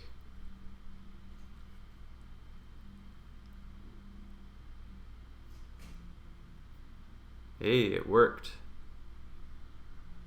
So the point at which something like that would break is when you keep insetting and insetting and insetting until these points become closer and closer and closer together, and there will become a point where there's zero length to the edges, and that technically will be an error. Oops. So I don't have anything to prevent you from making a really, really far offset that'll break things. Right, so there you go. I've offset things so far that it inverted on itself and is doing stuff that doesn't make sense anymore. Or that technically, I guess it does make sense for the... so it shrunk so far that it's mirrored, and the offsets it's gonna expand infinitely large, but that's not sensible. I don't need that. So if I do 1 or 0.25 like I had before, it at least doesn't like explode on you, so that's good, right? Because the amount of points that exist in the polygon will remain constant for every offset based on the assumptions I have made, which is fantastic. Okay, I'm really happy that worked. that's what I wanted to get done today. That is done. So what I'm gonna do is a little bit of boring work for just a moment. I'm gonna try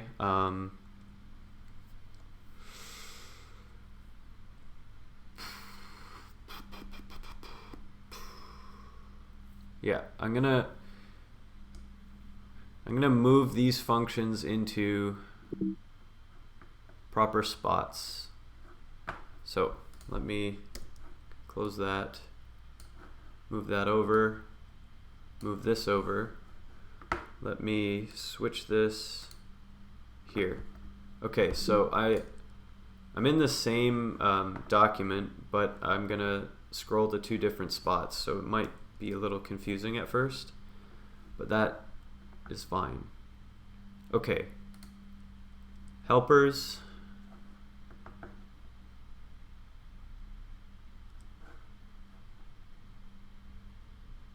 Let's make a whole spot here called offset.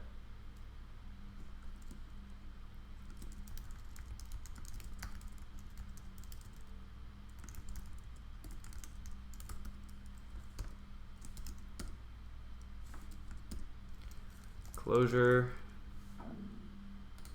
This has a name.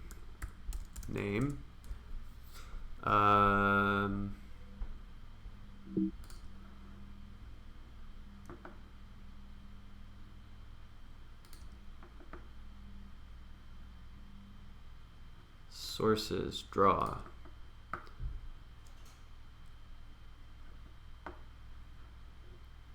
Here, draw, offset. Okay, that's that. So draw dash offset. Okay, now we can move code into there. So let's go ahead and do that. This template original thing, I don't need that. I'm going to get rid of that.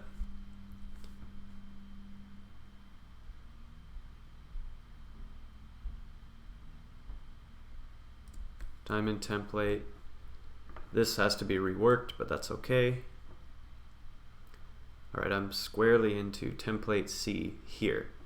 So this bounding box thing I need to revisit because this isn't done. So I'll leave that in there for now. Define template C. I'm working on that, so that stays for the time being. Here we have perpendicular, normalize, offset, edge. Test square I can get rid of. Test points I'll leave for the time being. These can move. Cut. Paste those there. Perpendicular, normalize, offset, edge. Cycle pairs I need for sure. Let's put determinant up here with normalize because it's a math thing. Cycle pairs and every other are like helpers, so those should go here really, but I'm going to leave them in here for the time being because I can fix that structure anytime I need to.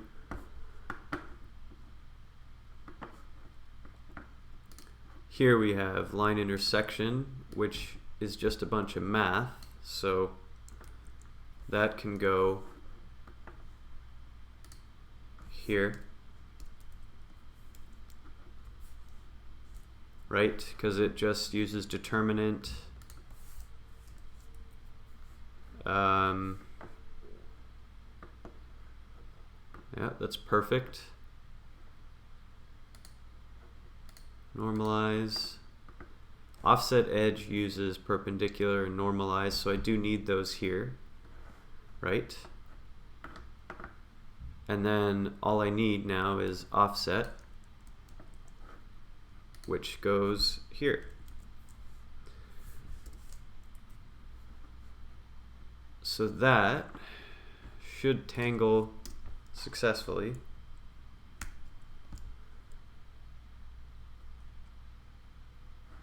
Okay, and now that this,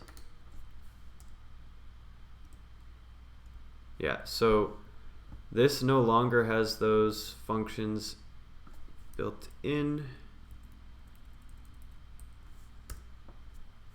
All I have is template C is not, that's a work in progress, and bounding box center, which is something to add back into drawings later. So control, let's just pop back to the REPL. Oh, there we go. So that should all work, and it seems to be. Okay, so that's a good sign. Template A, B, here.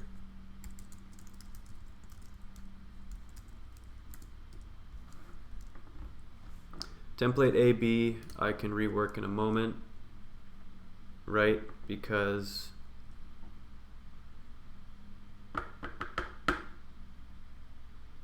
I should be able to use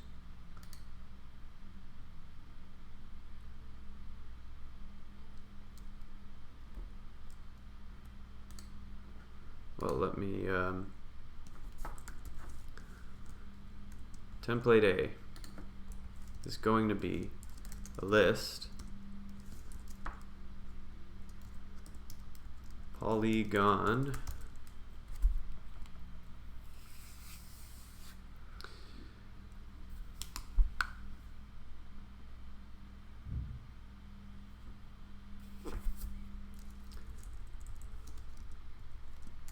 let points be diamond points 5.75, 9, and 0.375 or 0.325 times 9 is 2.925 is the offset, the vertical offset for the spikies of that. So polygon points is the first thing. Oh, gotta close that. And the second thing is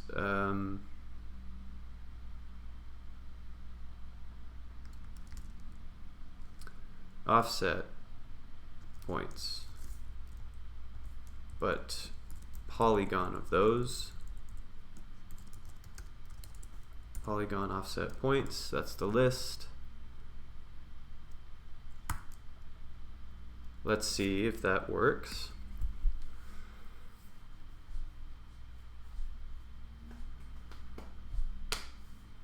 So I should see these lines in the label disappear, but I should have the right shape if it rebuilds. So I think there's an error. Yeah, okay, so something went wrong, which is fine. I have to now figure that out. If I do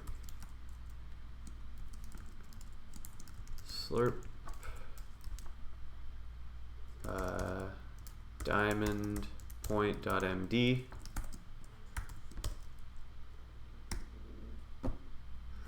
oh, of course, I'm just not remembering how my functions work. I wrote them and I don't remember how they work. Silly, silly.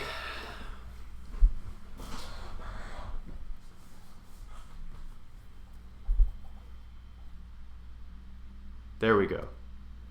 All right, now we're cooking. I am very happy that that's working. Yes. Okay.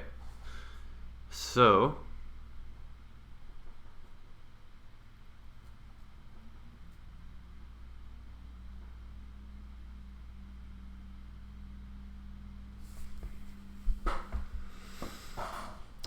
let's rework this diamond template thing a little bit here. name, width, height, height offset.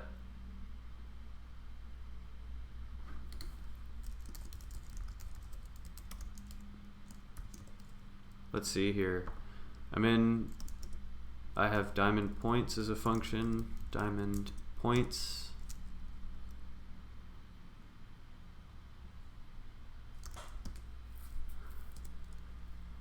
XYY2 is what I called it.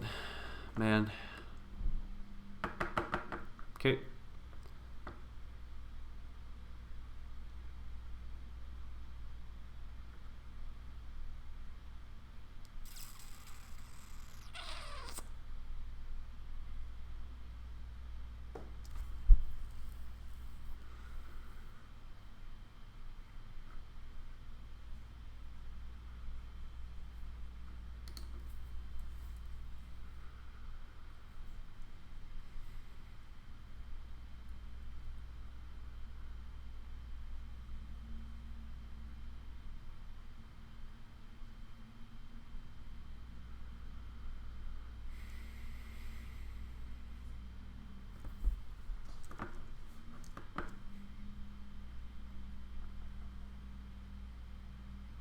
Well, okay, we'll basically copy this. Let's get rid of this let, because I don't think I'll need that.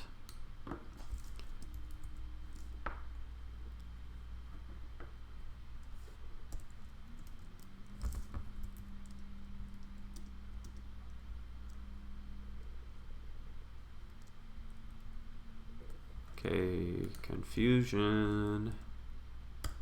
Okay. This diamond is done. I don't need this one either. I don't need that list. I do need this dashed line, and I need to work out where to draw it from, which I'll do in a moment. And then I also need this label, which will have its name. So that's that. That should work.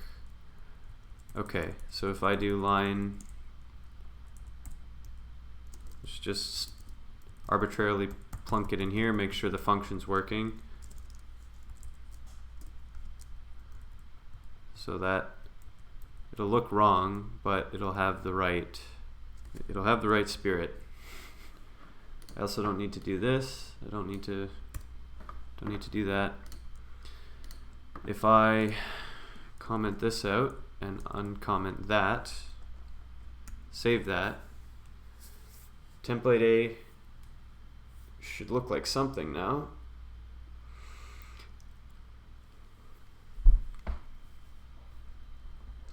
Okay, so close to what I need, but not quite right, which is fine. And that's partly because I need to fix two things. 2.925. This diamond B has to be 8.625 times 0.261. 2.25. This has to become 2.25. So that's template B. Yeah, okay, so I can get rid of this part entirely because I don't need it anymore. Template A is looking good. Template B will be looking good in a moment. But of course, for it to actually draw what I need to pass in the width, the height, and the height offset here. And then the line can be drawn from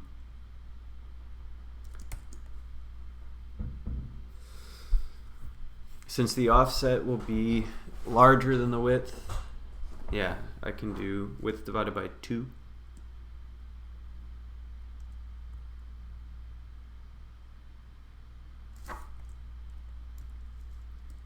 Well, let's make that, we'll put that in a let here. Half width. Width is width divided by 2.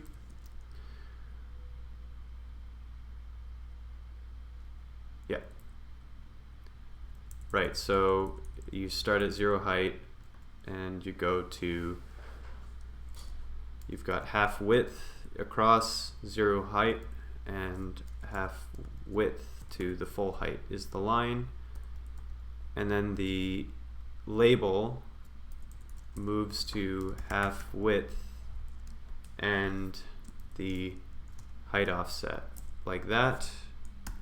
Should work okay now. And I should get A and B should be different sizes now because I'm calling the function with different sizes, and the labels and stuff should be in a more correct position. Alright, that is so much better than what I had yesterday. That's basically exactly right. Oops. So, just for sake of continuity a little bit, A and B here are these two paper templates that the user of the design of the pattern will be able to print, obviously scaled to the actual size, right? So if I change this figure to take up, I'll call it 720 by 900 and move template A by 1 and get rid of template B for a minute. Templates A and B, yeah, and then I make the scale like 82.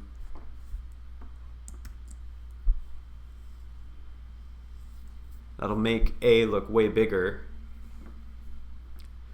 and when the real document gets printed, so as long as I set my scaling properly, so right now it's not, if I hold this up onto my screen, it's actually like my screen and the piece of paper are actually the same size right now. So I guess my computer's pixels per inch is 82 or whatever, but point being, when you're going through this document, right, at the last pages there will be all of these templates to print off with a scale square. By scale square I mean this square 1 inch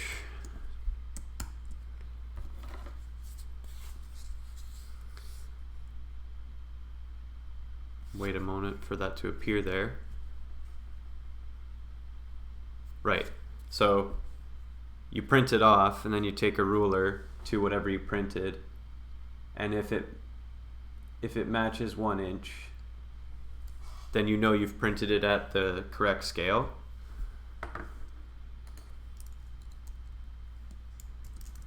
Scale square is just going to be list square 1 and a label move 0.5 a label that says 1 inch or something like that. So then I can just call scale square right here, scale square. Let's see if that is what I need.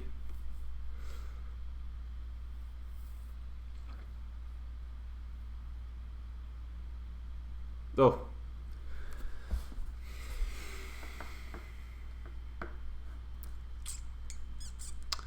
Right, so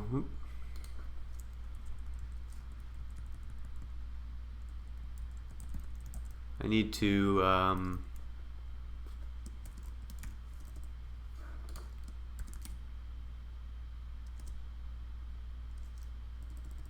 scale this down. how does that work again? Scale 1 and elements.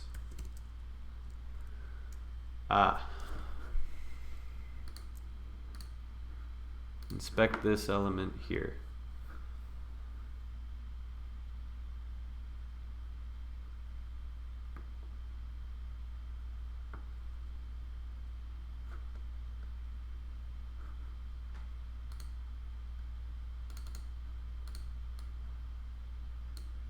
Wonder if I translate scale half, is that gonna work? Yeah, okay. So let's scale it down again.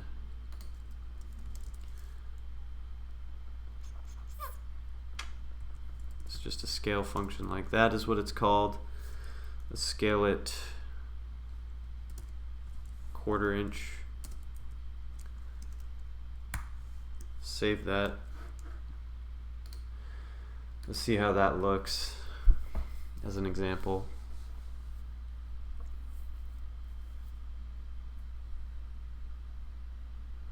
Yeah, okay, so we're on the right track ish. Right, it's in a weird sort of spot now. Make it 0.5 and 0.85.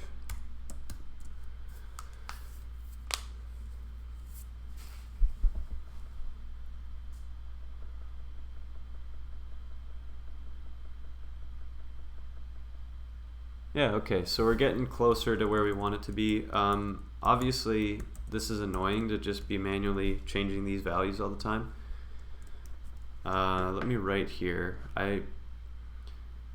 I don't know how I'm gonna handle like bounding box of text, because I think that's more complicated than I actually think.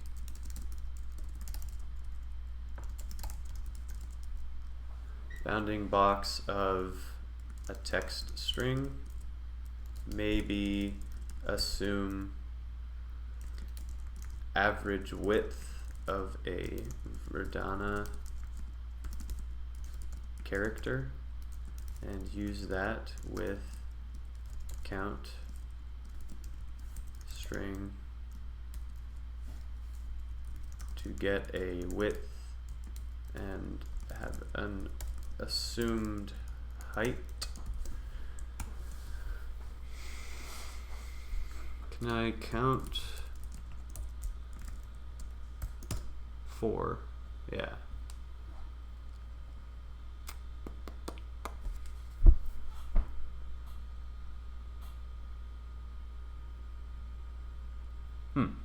Well, okay, so my point for that, that's for another day.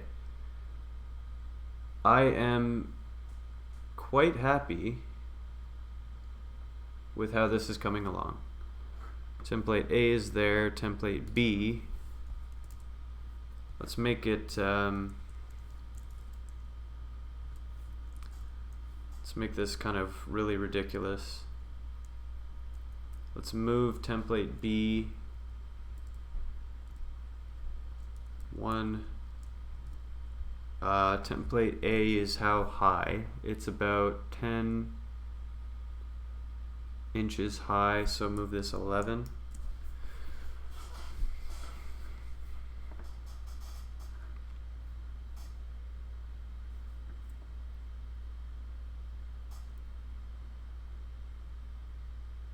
Cool. So let's split them out into different figures because that's cleaner.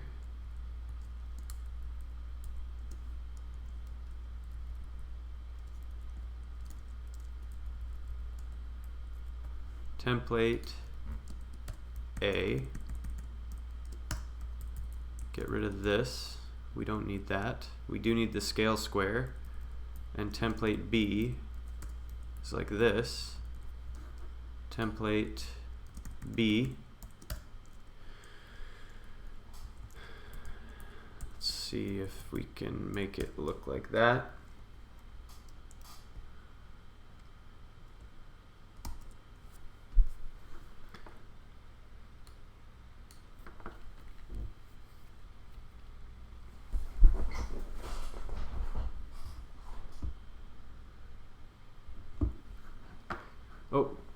boxes, each of those are too short.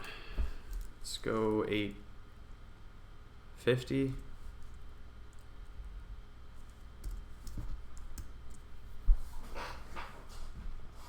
It'd be really cool if the figure function here would would somehow be able to determine, given the scale only and the elements within the figure, to get the bounding box dimensions and automatically set the SVG's width and height without me manually doing it. But I don't know how easy that would be.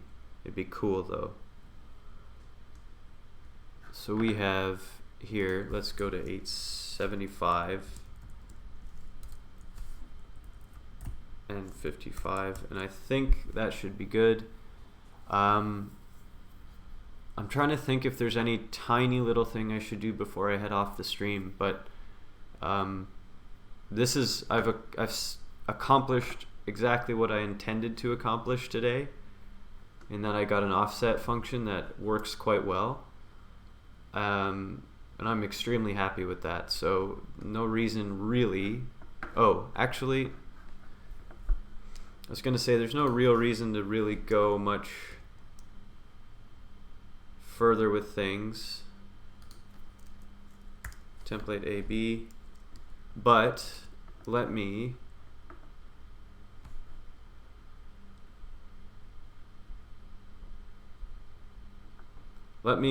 make a template C that makes a little bit of sense. Did I just completely delete my original template C that I had the points from? I might have.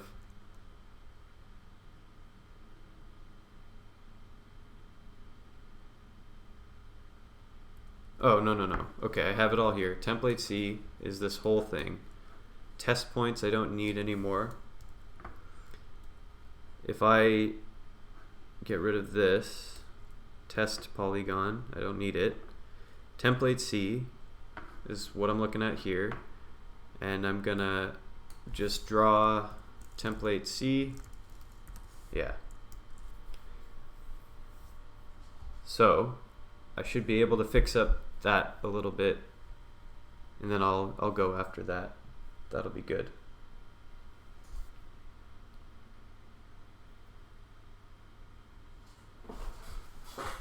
Okay. Template C.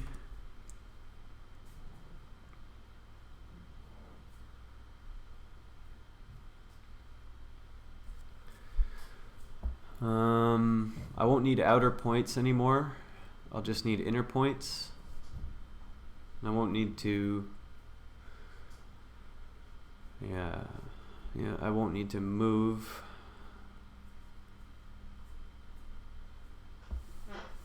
Yeah. So, polygon, inner points, and polygon offset inner points.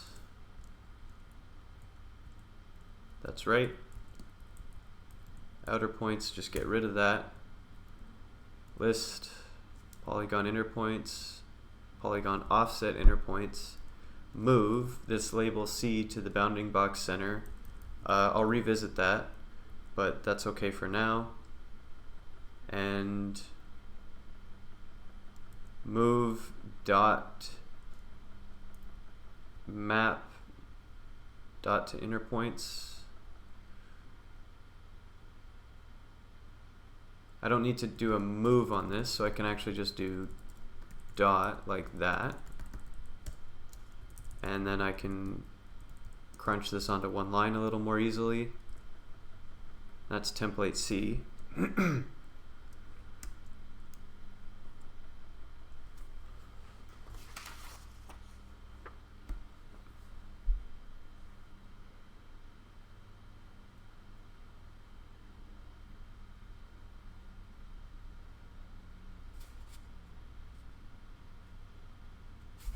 Did something go wrong? Yep. Okay.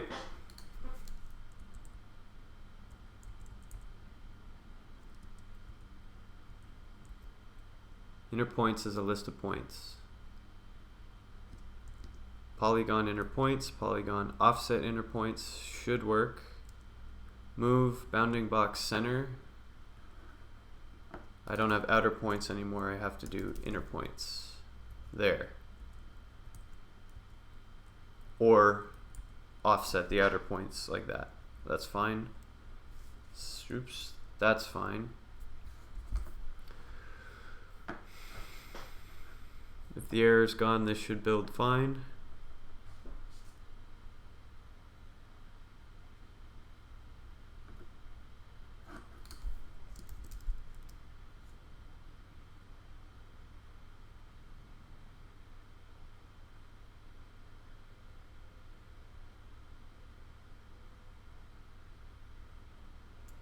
I don't know what's wrong. Style load builder md to page of, let's just get the file in there, diamond point.md.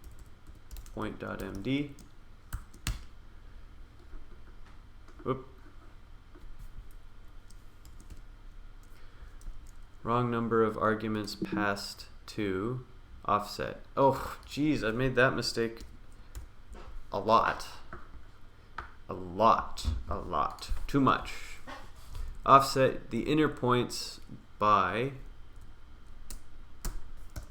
0.25 inches.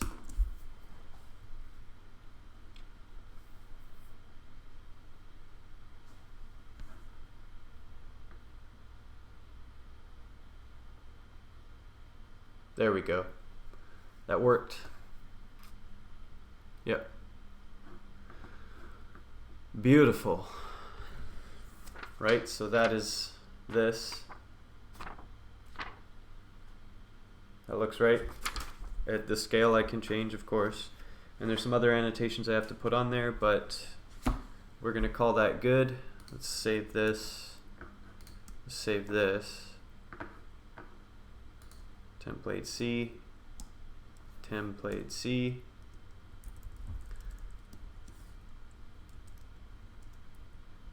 Let's get template D in position.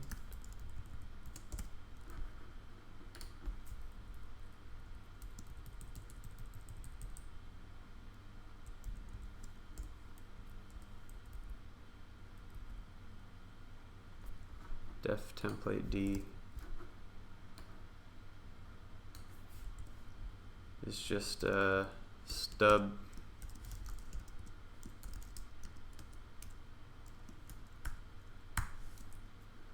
Template D, calling template D. That's the name, template D there, and put it into the source. Template C here. D. All right. So that should build okay. And I should see a spot where I can start working on template D. Perfect. Template C does need the scale square. So let's not forget that.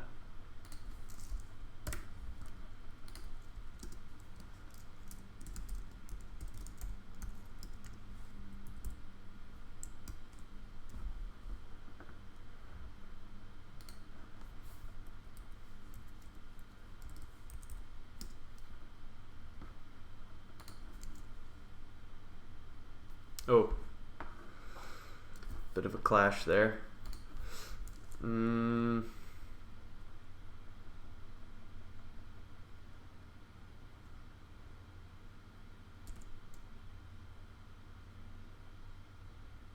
Yeah, that'll be good. And then template D, scale square, like that. Save it.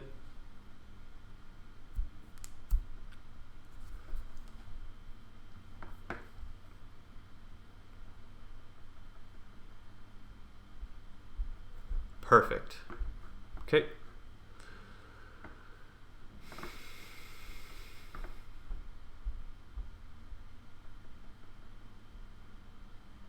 All right. So that's going to be it for me today. I have some other non-programming related things I need to get done.